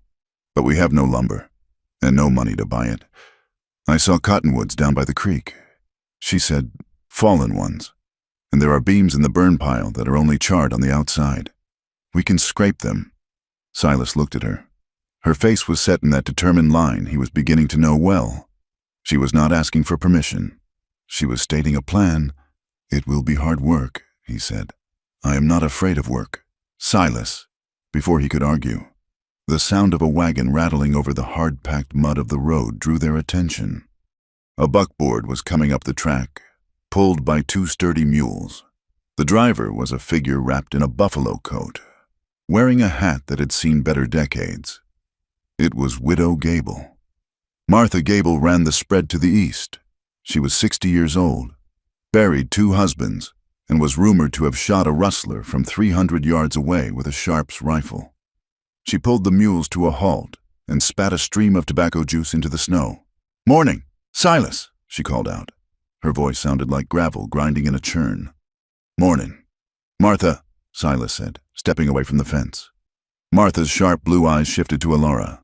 She looked the younger woman up and down, not with the sneer of the townspeople, but with the appraising eye of a horse trader. "So this is her," Martha said. "The one Harlan Boyd won't shut his mouth about." "I am Ilara," she said, standing tall. Martha nodded. "You are a big one. Good. This country eats the small ones." She gestured with her thumb to the bed of her wagon. It was loaded with rough-sawn planks and several heavy posts. "I had this timber sitting in my shed," Martha said. "It is taking up space. My hired hand is too lazy to move it, and I am too old. Figured you might have a use for it, seeing as your barn decided to become a bonfire." Silas stared at the wood. It was easily $50 worth of lumber. "Martha, I cannot pay you," Silas said, his pride stiffening his spine. "Did I ask for payment?" she snapped. "I said it is taking up space. You take it. You are doing me a favor. Besides, I need someone to come over and shoe my mare next week. You still know how to swing a hammer, don't you?" Silas swallowed the lump in his throat. "I do. Then we are square. Get this wood out of my wagon. I have coffee to drink." For the next 2 weeks, they did not try to recreate the great barn that had burned. They built a low, 3-sided shelter, a pole barn backed against the wind, sturdy and functional. It was brutal labor. The ground was half frozen, resisting the spade. The logs were heavy and slick with melting ice, but they worked with a rhythm that had become almost telepathic. Silas saw a side of Ilara that went beyond simple strength. He saw her leverage. She knew exactly where to place a fulcrum to move a rock he couldn't budge. She knew how to notch a log so it locked tight. One afternoon, they were hoisting the main crossbeam. It was a massive timber, scavenged from a fallen cottonwood, green and heavy with sap. Silas struggled with his end, his boots slipping in the mud, his bad shoulders screaming in protest. "Wait," Ilara commanded. She moved to the center of the beam. She squatted low, getting her shoulder under the wood. With a sharp exhale, she drove her legs upward. The beam rose. She held the weight of 500 pounds across her back, her face flushed, her teeth gritted. "Set your end." "Silas!" she gasped. He scrambled to guide the timber into the notch. He hammered the peg home. Now the other. She walked the beam up, her boots sinking inches into the mud, until the other end slotted into place. She stepped away, rolling her shoulders, her breath coming in white clouds. Silas stared at her. He was sweating despite the cold, his chest heaving. "God in heaven," he whispered, "you are a wonder." "Ilara." She wiped her forehead with the back of her glove, leaving a smear of dirt. She looked at him, and for the first time in months, a genuine smile broke through her guard. It transformed her face, softening the sharp angles, lighting up her dark eyes. And you, Silas, are staring again. He laughed. It was a rusty sound, surprising him. I suppose I am. The work brought them close in ways the cabin never did. Here, under the open sky, the boundaries of the room didn't exist. They passed hammers back and forth, their fingers brushing.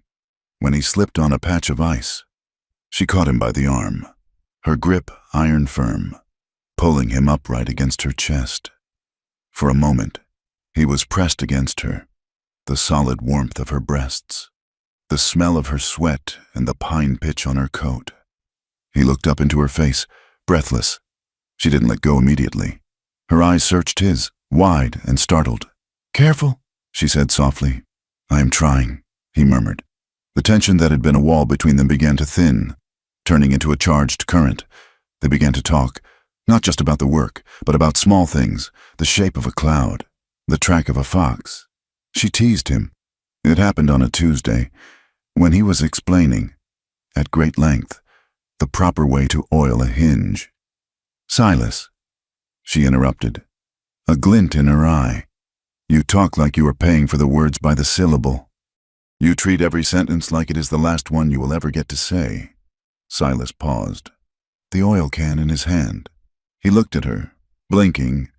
"I just like to be precise." "Precise?" She chuckled. A low, rich sound. "You are not precise. You are slow. By the time you finish saying good morning, it is afternoon." He grinned. "Well, Mrs. Vance, some things are worth taking time over." She looked away, hiding a smile, but the color rose in her cheeks. The shelter was finished on a Friday evening. The sun was setting, painting the western horizon in bands of bruised purple and burning gold. The air was still, the wind taking a rare breath. They sat on the porch of the cabin, too tired to move, their muscles humming with the pleasant ache of accomplishment. Silas brought out 2 tin cups of coffee and a bottle of whiskey he had been saving for a year. "Medical supplies," he joked, pouring a generous splash into her cup. "For the aches." Alara took the cup.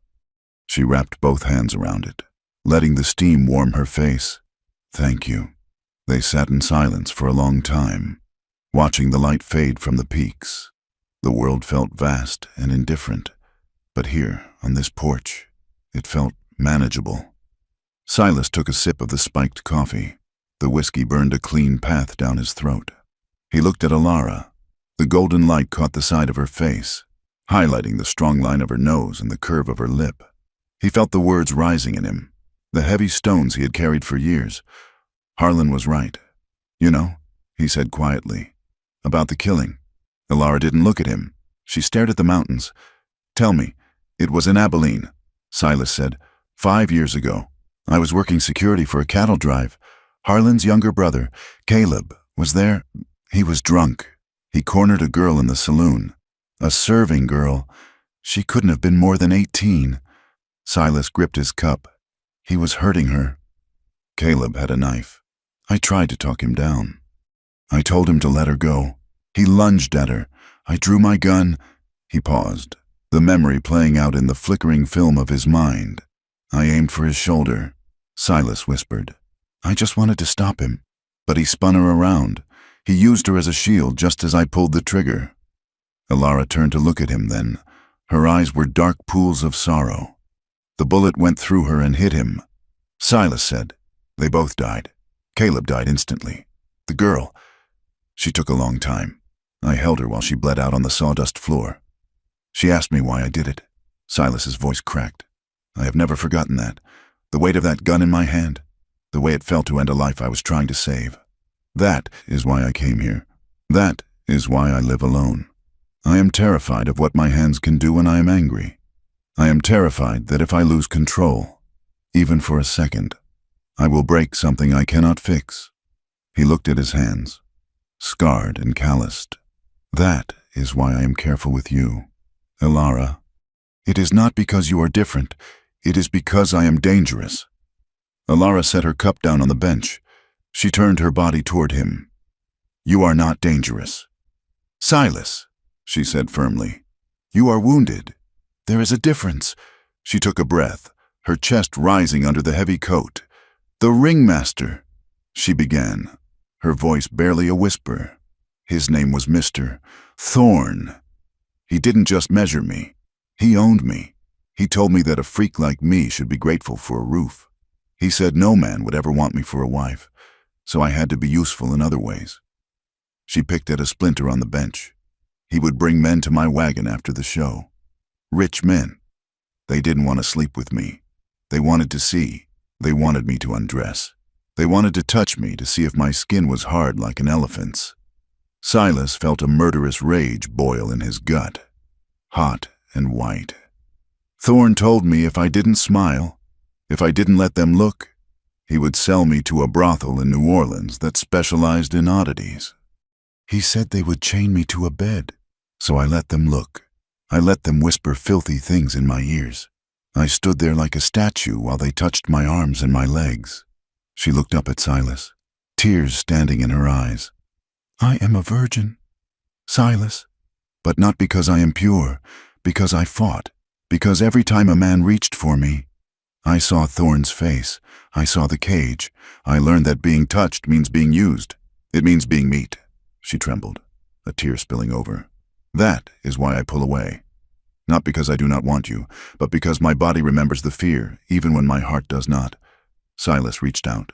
He moved slowly, telegraphing every inch of his intent. He laid his hand on her cheek. His palm was rough, warm, and trembling slightly. Elara froze, her breath hitching. She squeezed her eyes shut, waiting for the grab, the pinch, the cruelty. But Silas just held her face. He used his thumb to wipe away the tear. "I am not Thorne," he whispered, "and I am not a customer. You are not meat. Elara, you are the fire that kept me warm this winter. You are the strength that held up the roof." She opened her eyes. They were inches apart, the smell of whiskey and coffee and wood smoke wrapped around them. He looked at her mouth. The desire that had been simmering all winter surged up, undeniable and heavy. He wanted to kiss her. He wanted to pull her into him and never let go, but he stopped. "I will not take." "Elara," he said, his voice husky, "I will never take. If you want this, if you want me, you have to tell me. I will not touch you past this point unless you ask." Elara looked at him. She saw the restraint in his jaw. She saw the love in his eyes, not pity, not fascination, but love. She was terrified. Her heart was hammering against her ribs like a trapped bird. But beneath the fear, there was a hunger she had denied for a lifetime, a hunger to be known, to be held.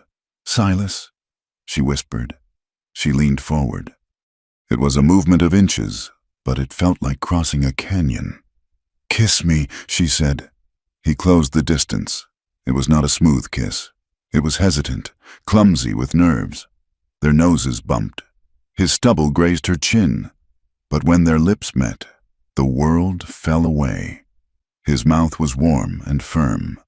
Elara made a small sound in her throat, half sob, half sigh. She reached up and gripped his coat, pulling him closer. Silas groaned low in his chest, his hand sliding into her hair, cupping the back of her head. The kiss deepened. It became desperate. It tasted of whiskey and salt tears. It was the taste of two starving people finally finding bread. For a moment, Elara forgot she was a giantess. She forgot the show. She forgot the shame. She was just a woman, and she was wanted. Then, the intensity spiked. Silas shifted, his body pressing harder against hers, his hand moving down to her waist. Panic flared in Elara's chest.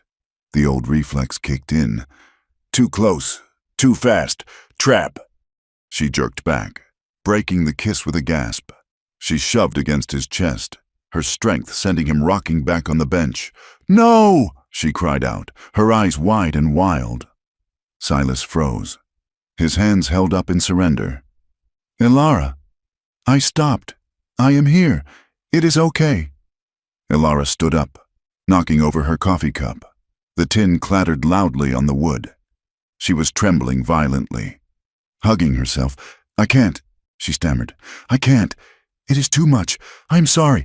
She turned and fled into the cabin, the door slamming shut behind her. Silas sat on the porch, his heart pounding, his lips still tingling from the kiss. He buried his face in his hands. He had tasted heaven, and now he was back in the cold. 3 days later, the devil came to collect. The morning was bright and deceptive. The mud was drying into hard ruts. Silas was in the corral, checking the hoof of the surviving calf. When the riders appeared, there were 4 of them. Harlan Boyd rode in front, sitting on a massive black stallion. Behind him was the sheriff, looking unhappy, and 2 men in suits who looked like they belonged in a bank, not a barnyard. Silas dropped the calf's leg and walked to the gate. He wiped his hands on his pants, his face hardening into stone. Ilara came out of the cabin. She stood on the porch, wiping her hands on her apron. She saw Harlan and went still. "Morning. Vance," Harlan called out. He didn't smile. This was business. "What do you want?" "Harlan?" Silas asked. "I'm here to facilitate a transaction," Harlan said. He gestured to the men in suits. "This is Mr. Thorne, no relation to your wife's old friend. I assume from the Laramie Bank. And this is his associate." The man named Thorne stepped down from his horse. He held a sheaf of papers. "Mr. Vance," he said, his voice dry as dust. "We hold the note on your mortgage. We also purchased the outstanding debt from a Mr. Higgins in Chicago regarding a personal loan." Silas felt the blood drain from his head. "You bought the note?" "We did," the banker said. "And as of this morning, you are in default. The total arrears, including the Higgins debt and the interest, is $340. I have until spring to pay the mortgage," Silas argued. "The terms allow for immediate recall if the collateral is deemed at risk," the banker said, glancing at the burnt remains of the barn. "The fire depreciated the value of the property significantly." "We are foreclosing." Silas looked at the sheriff. "John, is this legal?" The sheriff looked at the ground. "They have the paper." "Silas, I checked it. It is tight." Harlan chuckled. He leaned forward on his saddle horn. "Now, there is an alternative." Silas looked at him. "What alternative?" "I am a generous man." "Silas, I hate to see a neighbor thrown out in the snow. I am willing to cover the debt. I will pay the bank. I will even pay off the broker." "And in exchange?" Silas asked, his voice low. "In exchange, I take the land," Harlan said. "You can stay on as a tenant. You can work the herd, but the deed comes to me." Silas's jaw tightened. "And what else?" Harlan's eyes flicked to the porch. "To Ilara and her," he said. Ilara stepped off the porch. She walked toward the gate, her stride long and angry. "What did you say?" she demanded. Harlan smiled. "A wet, ugly thing. I need a housekeeper. Darlin', my place is big, lots of heavy lifting. You can work off the interest. You come live at my ranch. You cook, you clean, you entertain." Silas moved. He reached for the pistol at his hip. "Don't!" the sheriff barked, leveling his shotgun. "Don't do it! Silas, there are 4 of us." Silas froze, his hand hovering. He was shaking with rage. "You son of a bitch! It is a business offer." "Vance," Harlan said, "take it or leave it. If you refuse, the bank takes the land today. You are out, both of you, with nothing but the clothes on your backs." Ilara walked up to the fence. She looked Harlan in the eye. She was taller than him, even with him on the horse. "I would rather freeze in a ditch," she said, her voice clear and cold as ice. Harlan's smile vanished. "Have it your way, freak." He turned to the banker. "Serve the papers." The banker stepped forward and thrust the document at Silas. "You have 24 hours to vacate, Mr. Vance, or pay the full amount." They turned their horses and rode away. Harlan looked back once, his eyes promising retribution. The silence they left behind was deafening. Silas stood holding the paper. $340. It might as well have been $1 million. He looked at Ilara. She was staring at the retreating riders, her face pale. "He wants to separate us," she whispered. "He wants to own me. He will never have you."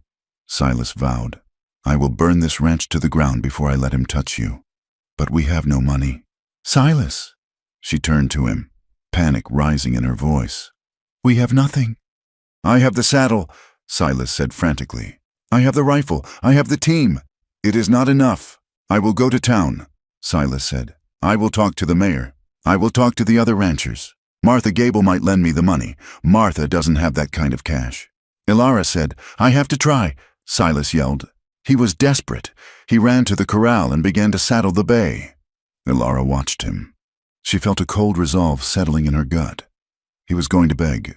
He was going to debase himself, and it wouldn't work. Harlan had the town in his pocket. She looked at the sky. To the west, over the mountains, a wall of darkness was building. Clouds the color of bruised iron were piling up, blotting out the sun. The wind was picking up, carrying the scent of ozone and ice. A spring blizzard. The Widowmaker. Silas, look at the sky, she said. A storm is coming. I can make it to town and back before it hits, Silas said, cinching the girth tight. It is suicide. It is our only chance. Silas swung into the saddle. He looked down at her. His eyes were wild, desperate. I will be back, Ilara. I promise. I will fix this. He spurred the horse and galloped out of the yard, mud flying from the hooves. Ilara stood alone in the yard. She watched him disappear over the rise. She looked at the looming storm. The temperature was dropping fast. The wind whipped her hair across her face. She felt the dread uncoil in her stomach, heavy and cold. He wasn't coming back with money. He was riding into a trap. Harlan wouldn't let him just walk into town and find a savior. She looked at the empty horizon. She looked at the paper Silas had dropped in the mud. Old habits whispered in her ear. You are the problem. You are the burden. If you weren't here, he wouldn't be in this debt. She began to pace the yard, the wind tearing at her coat. The first flakes of snow began to fall, swirling in the gray air. Something terrible was about to break. She could feel it in her bones, deeper than the cold. She wrapped her arms around herself, staring into the gathering dark, waiting for the first blow. The storm did not arrive like a weather system. It arrived like a judgment. At 2 in the afternoon, the sky turned the color of a bruised plum, heavy and suffocating. By 3, the wind began to scream, a high, thin shriek that vibrated in the teeth. By 4, the world was gone. The blizzard erased the landscape, the corral fence, the ruins of the barn, the distant line of cottonwoods. All of it vanished behind a curtain of driving white that moved horizontally, slashing at the cabin walls like buckshot. The temperature dropped so fast the logs of the cabin popped and groaned, shrinking in the sudden freeze. Ilara paced the length of the small room. 4 steps one way, 4 steps back. She stopped at the window, scraping a circle in the frost that had already formed on the inside of the glass. She saw nothing but a swirling gray void. Silas had been gone for 6 hours. He should have been back. The ride to town was 2 hours in good weather. Even if he had stayed to plead with the mayor, even if he had stopped to warm his hands at the livery, he should have been back before the whiteout hit. Anxiety was a cold stone in her stomach. She fed the stove, the wood clattering loudly in the silence. She imagined him on the road. She imagined the bay horse stumbling in a drift. She imagined Harlan Boyd's smile. The light faded from gray to a suffocating black. The wind howled down the chimney, blowing smoke back into the room. He is not coming, the voice in her head whispered. The voice sounded like the ringmaster. He has left you, or he is dead. Ilara grabbed her coat. It was the heavy canvas one Silas had traded for, smelling of him and tobacco. She pulled it on, buttoning it to her chin. She wrapped a thick wool scarf around her head, covering her ears and nose. She shoved her hands into leather gloves. She did not think about the danger. She did not think about the fact that men died 10 feet from their doors in storms like this. She only thought of the silence where his heartbeat should be. She lit the hurricane lantern, shielding the flame inside her coat, and pushed the door open. The wind hit her like a physical blow, staggering her backward. She lowered her shoulder and pushed out, fighting the door shut behind her. The cold was absolute. It seared the exposed skin around her eyes instantly. She felt her way to the shelter they had built. The mules were huddled in the corner, miserable. The old plow horse, a massive gray mare named Bessie, turned her head. Ilara grabbed the saddle. It was heavy, stiff with cold, but she threw it onto Bessie's back with a grunt of effort. She didn't bother with the bit. She used a hackamore. knowing the metal would tear the horse's mouth in this freeze. She mounted, the wood of the shelter creaking under the combined weight. She turned the mare into the wind. "Find him! Bessie!" she shouted, the words torn away by the gale. They moved into the white. The road was a memory. Elara guided the horse by instinct and the faint, treacherous outlines of the fence posts that poked up through the drifting snow. The wind tried to push them off the track, shoving against Elara's broad side like a giant hand. She leaned into it, using her size as ballast. They rode for an hour. It felt like 10. Elara's eyelashes froze together. Her hands were numb blocks of wood. Then, Bessie shied, nearly unseating her. Elara peered down. A fence post was shattered. The wire snapped and coiling in the wind like a snake. Beside it, half buried in a drift, lay a dark shape. A hat. Elara slid from the saddle, sinking to her waist in the snow. She fought her way to the object. It was Silas's hat. The brim was crushed. She looked at the snow around the broken post. The wind was covering it fast, but there was a smear of darkness that was not dirt. It was red, bright, frozen red. Panic exploded in her chest. She scrambled back to the horse, hauling herself up. "Silas!" she screamed. The wind swallowed his name. She kicked the mare forward, forcing the animal through a chest-high drift. They reached the creek crossing. The water was frozen, a jagged scar of ice. On the far bank, a mound of white was motionless. A horse. Elara drove Bessie across the ice. The bay gelding was down. Its leg twisted at a sickening angle. It was dead, its body already stiffening, and beside it, huddled in the lee of the dead animal's flank, was a smaller mound. Elara threw herself off the mare. She fell into the snow and crawled the last few feet. She dug frantically with her hands, tossing scoop after scoop of white powder aside until she found wool. Silas. He was curled into a ball, his arms wrapped around his head. He was covered in snow, his coat stiff with ice. Elara grabbed his shoulder and rolled him over. His face was a mask of blood and blue bruises. His eyes were closed. His lips were blue. "Silas." She slapped his cheek. Hard. "Wake up." He groaned. It was a weak, pitiful sound, but it was the best sound she had ever heard. She didn't waste time checking for broken bones. If she left him here to check, he would die. She grabbed him under the arms. He was dead weight, limp and heavy. She planted her feet in the shifting snow. She roared, a sound of pure defiance against the storm, and lifted him. She dragged him toward Bessie. The plow horse danced nervously, eyeing the body. "Stand," Elara commanded, her voice cracking. She hefted Silas up. It took everything she had. Her back screamed, her muscles burning, but she shoved him over the saddle, balancing him on his stomach like a sack of grain. She scrambled up behind him, grabbing his coat to keep him from sliding off. "Go home, Bessie!" The ride back was a blur of terror. Elara held Silas against her, trying to share her warmth, but he was like a block of ice. He murmured unintelligible things, his head lolling against her shoulder. The wind struck them from all sides, blinding and disorienting. Elara buried her face in his back, trusting the horse, trusting the instinct that pulled them toward shelter. When the cabin loomed out of the dark, Elara began to weep. She slid off the horse and pulled Silas down into her arms. She kicked the door, shouting until the latch gave way. She dragged him inside and slammed the door. Throwing the bolt, the silence of the room was shocking. Elara dropped to her knees. She pulled Silas toward the stove. "Silas, can you hear me?" He didn't answer. She began to strip him. Her fingers were clumsy with cold, fumbling with the buttons. She used a knife to cut his laces, pulling off his frozen boots. His feet were white as marble. She stripped him down to his long underwear, which was soaked with sweat and melted snow. She dragged the mattress from her bed close to the fire and rolled him onto it. She piled every blanket they owned on top of him. She heated bricks on the stove, wrapping them in towels and tucking them around his body.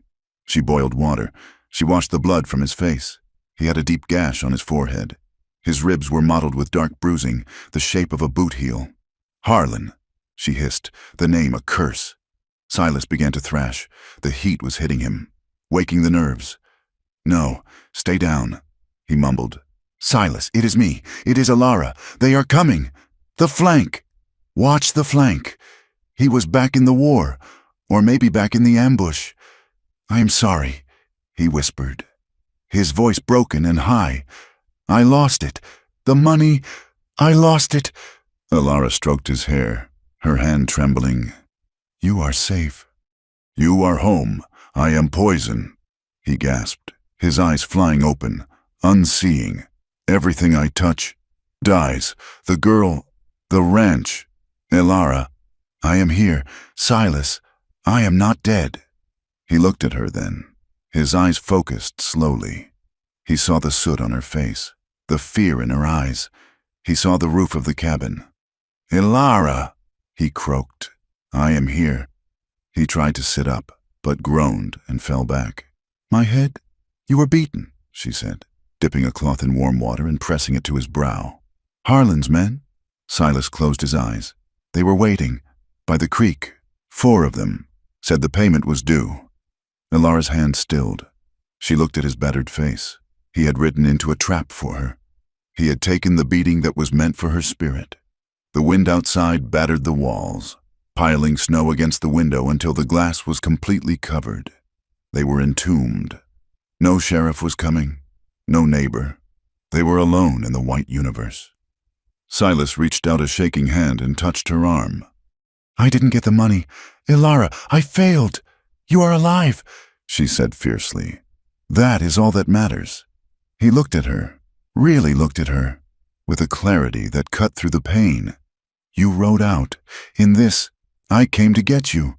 You could have died. You should have run. Why didn't you run?" "Because you are my husband," she said, "and I was tired of running." Silas let out a long, ragged breath. He closed his eyes, tears leaking from the corners. "I'm sorry. Alara, I brought this to your door. I brought the bully. I brought the debt. I am a curse." "Stop it," she said. "I am," he insisted. "I kill what I love. I am a killer. Alara." Harlan was right. "No," she leaned over him, gripping his shoulders. "Harlan is a liar. You are not a killer. You are the man who gave me a home. You are the man who stood between me and the town." She took a breath, her voice lowering. "You want to know what I see? I see the only man who ever looked at me and didn't see a ticket sales number. I see the man who saved a calf in a blizzard. I see the strongest, bravest soul I have ever known." Silas stared up at her. The firelight cast shadows across her face, making her look like a giantess from a myth, powerful and ancient. "You saved me," he whispered. "Tonight, and every day since you came, you saved me from the silence." He reached for her hand, his fingers wrapped around hers, weak but desperate. "I thought of you," he said. "When I was lying in the snow, I thought I will never tell her." "Tell me what?" Alara asked, her heart hammering. "That I want you," he said. The words hung in the warm air. "Not to work, not to cook. I want you." Alara felt a flush rise from her neck. She pulled her hand back slightly, but he held on. "I have wanted you since the first night," Silas confessed, his voice growing stronger with the fever of truth. "Every time you walk across the room, every time you lift a bale of hay, I watch you. And I hate myself for it because I promised I wouldn't be like them." "You are not like them," she whispered. "I kept my distance." He said, "I slept on the floor. I looked away because I didn't want you to feel trapped. I didn't want you to think you had to pay for your keep." Alara began to cry, silent tears tracking through the dust on her face. "You think I didn't want you?" she asked. "Silas, I laid in that bed every night wishing you would cross the room, but I was scared. I am still scared." She choked on a sob. "I don't know how. Silas, I don't know how to be touched without shrinking. I don't know how to be soft. I am too big. I am too clumsy." Silas shifted, wincing as his ribs protested. He pulled on her hand, drawing her down. "You are not too big," he said. "You are perfect. You are the mountains. You are the sky. You are everything." He brought her hand to his lips, kissing the rough knuckles, the palm, the wrist. "I will never take more than you give." Elara, I swear it. The desire in the room was a physical weight. It mixed with the smell of the storm and the wood smoke. It was heavy with months of denial, heavy with the terror of near death. Elara looked at him. She saw the bruising on his face, the vulnerability in his eyes. He wasn't a master. He wasn't a ringmaster. He was just a man, hurt and lonely, who loved her. She slowly lowered herself onto the edge of the mattress. She reached out and touched his chest, feeling the beat of his heart under the bandages. "Show me," she whispered. Silas let out a sound that was half groan, half prayer. He reached for her. He pulled her down until she was lying beside him, the blankets covering them both. The heat of their bodies mingled. He ran his hands down the length of her back, over the curve of her hip. He didn't measure her. He didn't weigh her. He worshipped her. Elara trembled. Her muscles locked up, expecting the pain, expecting the mockery. Silas felt it. He stopped. He brought his face close to hers, his forehead resting against hers. "Breathe," he whispered. "Just breathe with me." He kissed her, softly at first, then with a hunger that shattered his control. Elara kissed him back, opening her mouth, tasting him. She pressed her body against his, feeling the hardness of him, the reality of his desire. It wasn't fear she felt now. It was a fire that started in her belly and spread to her fingertips. She wanted him closer. She wanted to erase the space between them. Silas was lost in her. The fever, the adrenaline, and the sheer overwhelming relief of being alive collided in his brain. He needed her. He needed to be anchored to the earth by her. His hands moved urgently, fumbling with the layers of her clothes. He was shaking. He felt like he was drowning. "Elara, please," he gasped against her neck. He tried to position himself, but his ribs screamed in pain. He couldn't move the way he wanted. He needed her to help him. He needed her to take control, but the words wouldn't form properly. His mind was a haze of sensory overload. He gripped her hips, his fingers digging into the flesh. He looked up at her, his eyes wild and dark, stripped of all pretense. "Spread your legs fast," he blurted out. The words cracked in the air like a whip, crude, commanding, jarringly unromantic. Silas froze. His eyes went wide with instant horror. He flushed a deep, burning crimson that was visible even in the lantern light. He looked like a boy who had just dropped a communion plate. "I didn't mean," he stammered, horrified. "I meant, please. He tried to back away, shame flooding his face. Elara stared at him for a second, stunned. The line was something a customer would say, something Harlan would say, but the way he said it, hoarse, desperate, with his voice cracking on the last word. It wasn't a command. It was a plea. It was the clumsy, unguarded noise of a man who had forgotten how to speak because he wanted her so much his brain had short-circuited. A bubble of laughter rose in her chest. It wasn't hysterical. It was genuine. It broke the tension like a hammer on glass. She laughed, a deep, resonant sound that shook her chest. Silas looked at her, miserable. "I am sorry. I am a coarse idiot. I ruined it. You're an idiot," she agreed, smiling through her tears. "But you are my idiot." She leaned over him, her hair creating a curtain around them. She kissed his nose, then his mouth. "You don't have to order me." "Silas," she whispered against his lips. "You just have to ask." She shifted her weight. She moved with a grace that belied her size, careful of his ribs, careful of his wounds. She took his hands and placed them on her waist. "Like this?" she asked softly. Silas let out a shuddering breath. "Yes, God, yes." She lowered herself onto him. It was not a conquest. It was a surrender.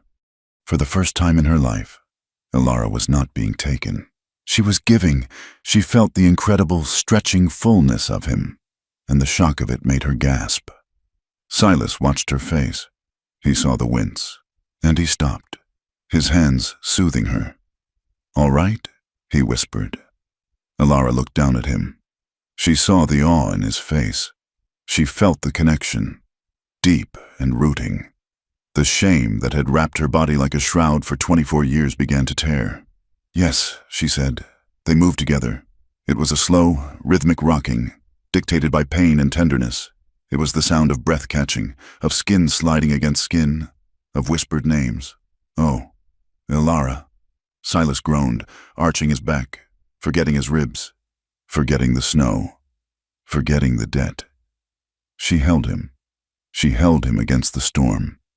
She felt his release, the way he shook apart in her arms. And a moment later, she followed him, a wave of heat and light that washed away the traveling show, the cage, and the name freak. Afterward, they lay tangled together under the mound of blankets. The fire in the stove had burned down to red coals. The wind still shrieked outside, burying the world. But inside, the cabin was a fortress. Silas lay with his head on her chest, his breathing deepening into sleep. Ilara ran her fingers through his hair. She traced the line of his spine. She felt changed. The hollowness was filled. The cage door was open. Silas shifted, mumbling into her skin. "What?" she whispered. "I love you," he murmured, half asleep. Ilara closed her eyes. She listened to the storm. It had come to destroy them. It had tried to kill him and freeze her, but instead, it had stripped them bare and welded them together. "I love you too, Silas," she whispered into the dark. She pulled the quilt higher around his shoulders. Outside, the snow fell, erasing the road to town, erasing the tracks of the bully, leaving a clean, white page for the morning. The morning broke with a silence so profound it felt heavy, as if the sky itself were pressing down on the roof. The storm had exhausted itself in the night, leaving behind a world scoured clean and buried deep. The light that filtered through the frost-thickened windows was a pale, spectral blue, the color of cold that could snap iron. Silas Vance opened his eyes. For a moment, he did not know where he was. His body felt like a landscape of pain. His ribs were a throbbing cage of bruises. His head ached with a dull, rhythmic thud, and his hands burned where the frost had kissed them. But there was a warmth beside him that anchored him to the earth. He turned his head. Ilara was asleep. She lay on her side. Her dark hair spilled across the pillow they now shared. In the gray light, the tension that usually held her face in a mask of defense was gone. She looked younger. She looked peaceful. Her large hand rested on the quilt near his chest. The fingers relaxed. Silas watched her, his breath catching in his throat. The memory of the night before rushed back, not as a fever dream, but as a vivid, visceral reality. The storm, the rescue, the clumsy, desperate words he had blurted out, the way she had laughed, the way she had welcomed him. He felt a sudden, sharp fear. Daylight had a way of stealing the courage of the night. He worried she would wake up and remember she was a giantess and he was a broken soldier, and the walls would go back up. Then, Ilara shifted. Her eyelids fluttered open. She looked at him. There was a second of hesitation, a flicker of the old uncertainty. But then she saw the way he was looking at her, with raw, undisguised worship. "Morning," she whispered. Her voice was husky with sleep. "Morning," Silas rasped.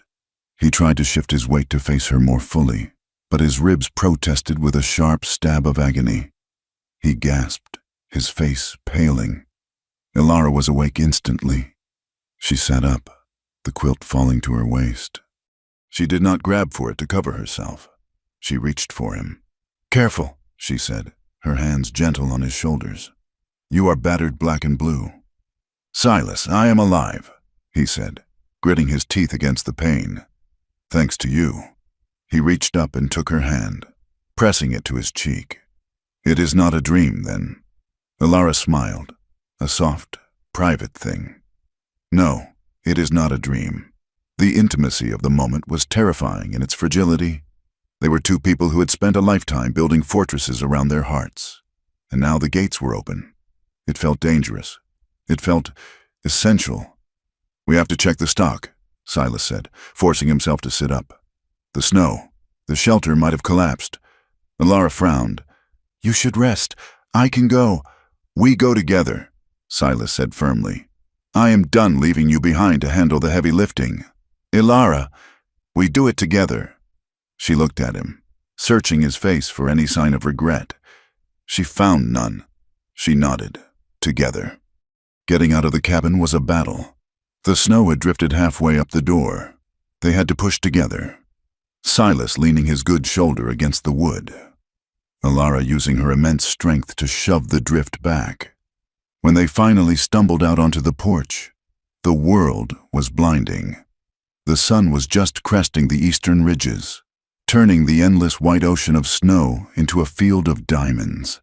The sky was a hard, flawless azure. The fences were gone, mere ripples in the snow. The ruins of the old barn were a white mound, but the pole shelter still stood. They waded through the waist-deep snow, breaking a trail for each other. When they reached the shelter, Bessie the mare nickered at them. The calf was tucked into the straw, warm and dry. The mules were grumpy but alive. They worked in tandem to clear the entrance and toss hay to the animals. There was no need for orders.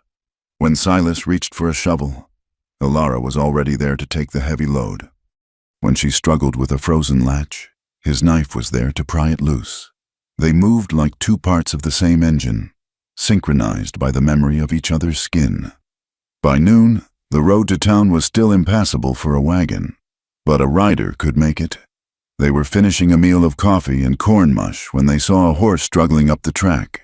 It was a massive plow horse, plowing through the drifts, carrying a figure wrapped in enough wool to clothe an army.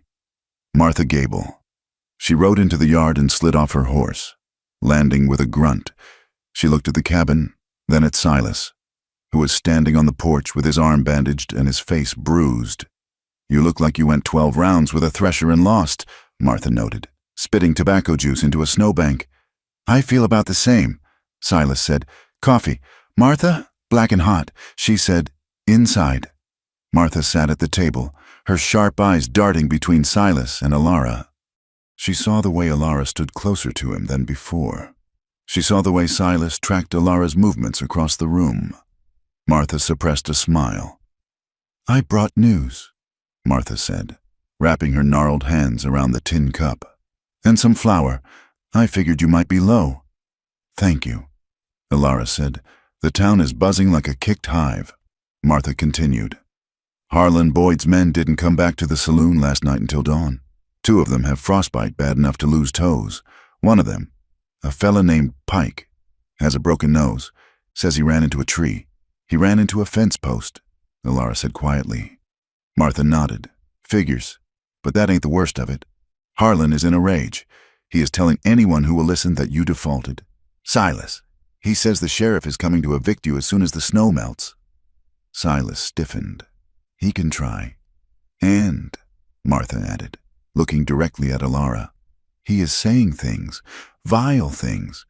He is boasting that he broke Silas Vance. And he is telling folks that he is going to take you in, like a stray dog. He says you will be scrubbing his floors by Sunday." Ilara's hands clenched into fists at her sides. The shame tried to rise, the old reflex to hide, but she looked at Silas. He wasn't looking at the floor. He was looking at her, and his eyes were burning with a cold, protective fury. "He is a liar," Silas said. "The town is starting to wonder." Martha said, "They saw the condition of those men. They know you are just one man. Silas, they are starting to ask how 4 hired guns got bested by a rancher in a storm. They are starting to ask if Harlan pushed too far." Silas stood up. He walked to the wall and took down his gun belt. He strapped it on, wincing as the leather cinched over his bruised ribs. "We are going to town," he said. "Now?" Martha asked. "The roads are hell. Now!" Silas said. "I am done hiding.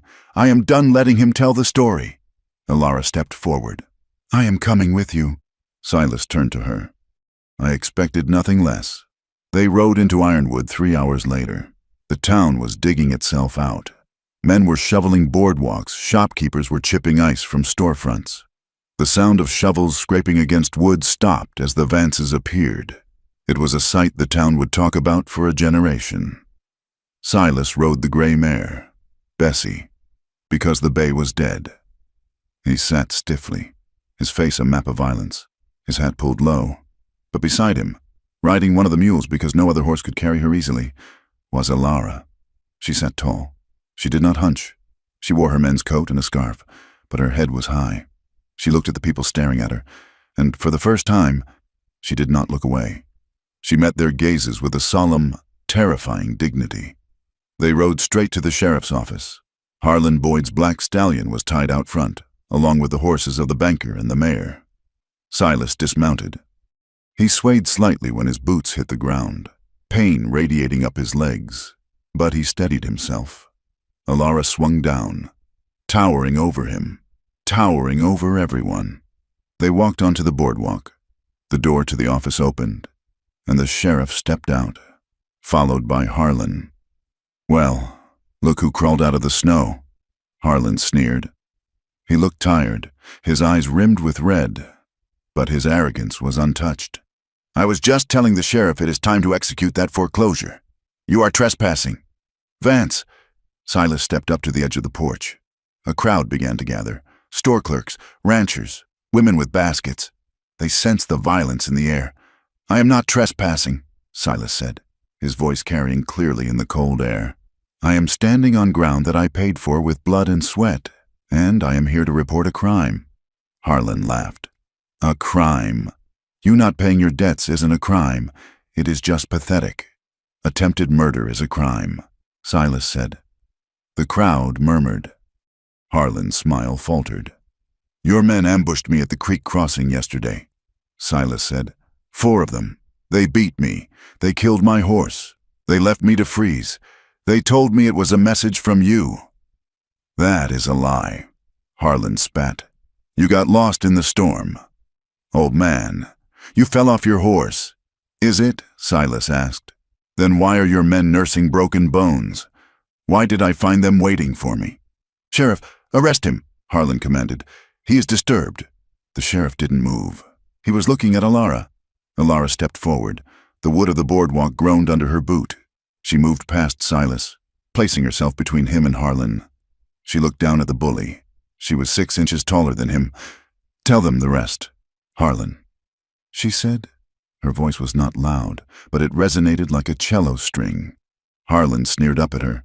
"Shut your mouth, freak. No one wants to hear you grunt. Tell them you tried to buy me." She continued, her voice rising.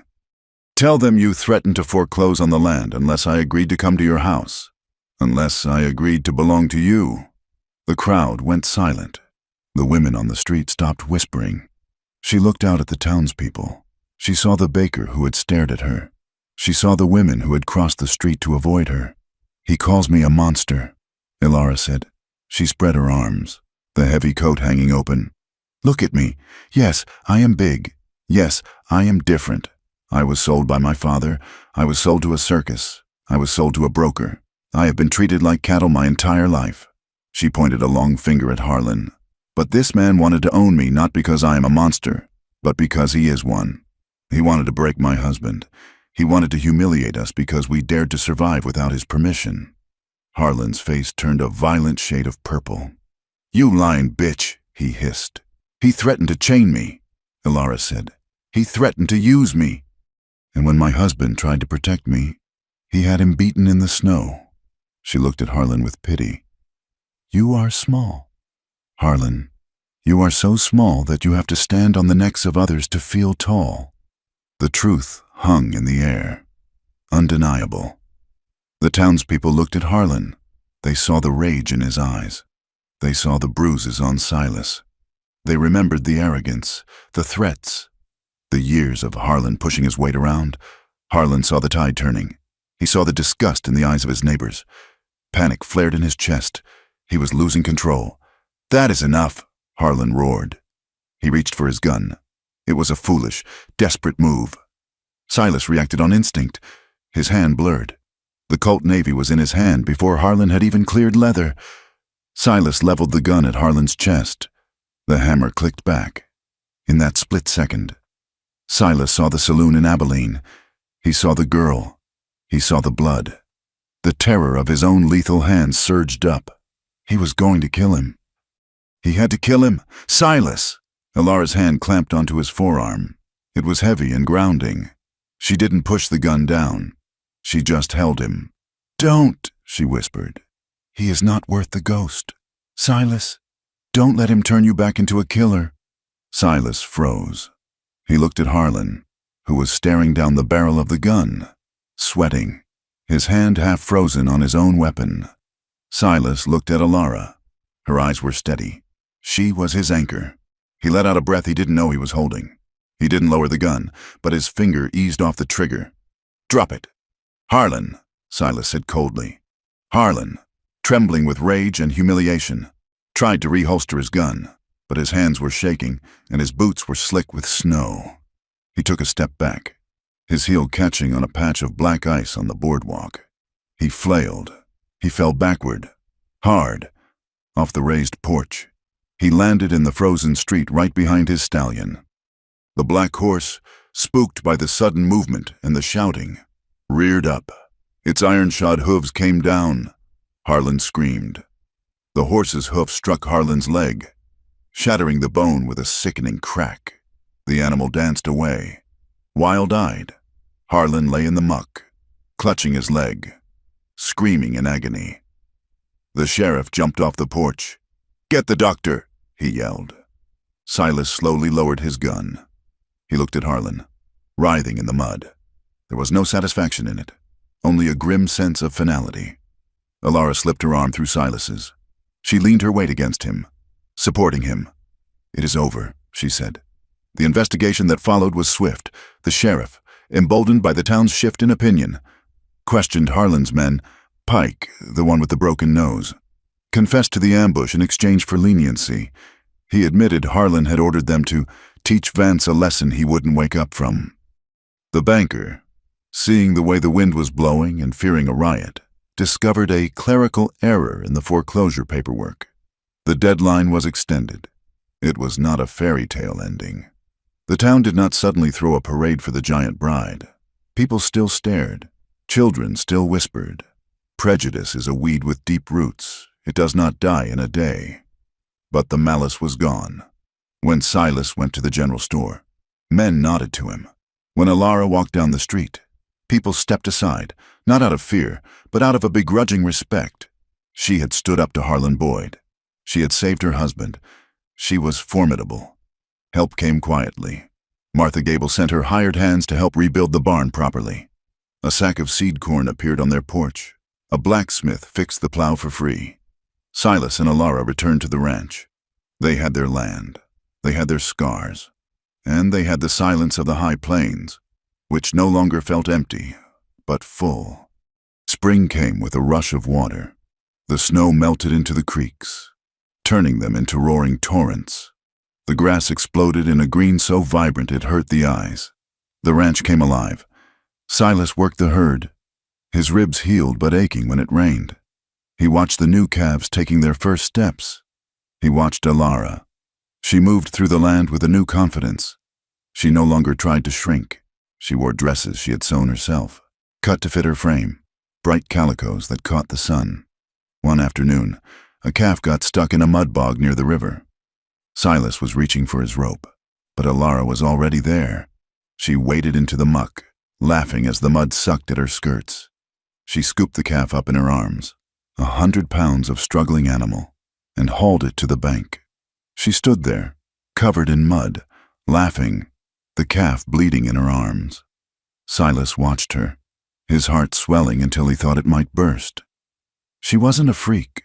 She was a force of nature. Their evenings were quiet. They bathed in a large tin tub by the stove, taking turns washing each other's backs. The shame that Alara had carried about her body had dissolved, washed away by Silas's hands and his reverence. She learned to let him look at her. She learned to look at herself in the small mirror and see a woman who was loved. They read together. Silas would read from a newspaper or the Bible, his voice low and steady. Alara would sit on the rug, Silas's head resting in her lap, her massive fingers gently combing through his hair, untangling the gray from the brown. By late autumn, the signs of the future were undeniable. Alara's dresses were let out at the waist. She moved a little slower. She placed her hand on her stomach often, a look of wonder on her face.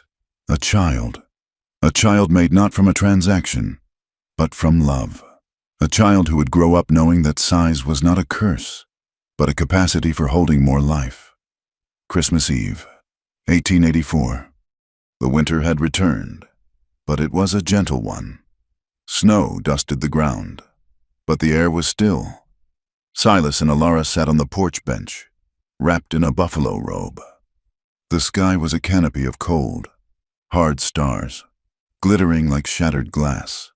The land stretched away in blue shadows. "It has been a year," Alara said softly. "Since the storm." Silas nodded. He held her hand, his thumb tracing her knuckles. "A year since I almost died. A year since I found my life." He looked at her. She was beautiful in the starlight. "You know," he said, a mischievous glint in his eye, "I seem to remember saying something very particular to you that night." Alara blushed. Even in the dark, he could see it. "Silas Vance, do not repeat it." "Something about speed?" Silas teased. "And legs?" Alara laughed, the sound bright and free. "You were delirious. You were a babbling fool." "I was," Silas admitted, his smile fading into something tender. "I was a desperate man trying to tell you that I needed you more than I needed air. I just chose the wrong words." Alara leaned her head on his shoulder. "They were the right words," she whispered, "because they were yours, and because for the first time in my life, I didn't feel like I was being bought. I felt like I was being chosen." Silas kissed the top of her head. "I choose you, Alara. Every day, every morning when the sun comes up, and every night when the wind blows, I choose you." They sat in silence, watching the stars wheel overhead. They were not perfect. They were scarred people. Silas still woke up sweating from dreams of gunfire. Alara still flinched when strangers laughed too loudly. They were odd, the lonely cowboy and his giant bride. But as they sat there, rooted on their land, holding each other against the vast, indifferent dark of the American West, they knew they had won the only victory that mattered. They had survived, and they were not alone. Thank you for listening to this story. I hope the journey of Silas and Alara resonated with you. I would love to hear your thoughts on their story. Please leave a comment below letting me know where you are listening from and what you thought of the ending.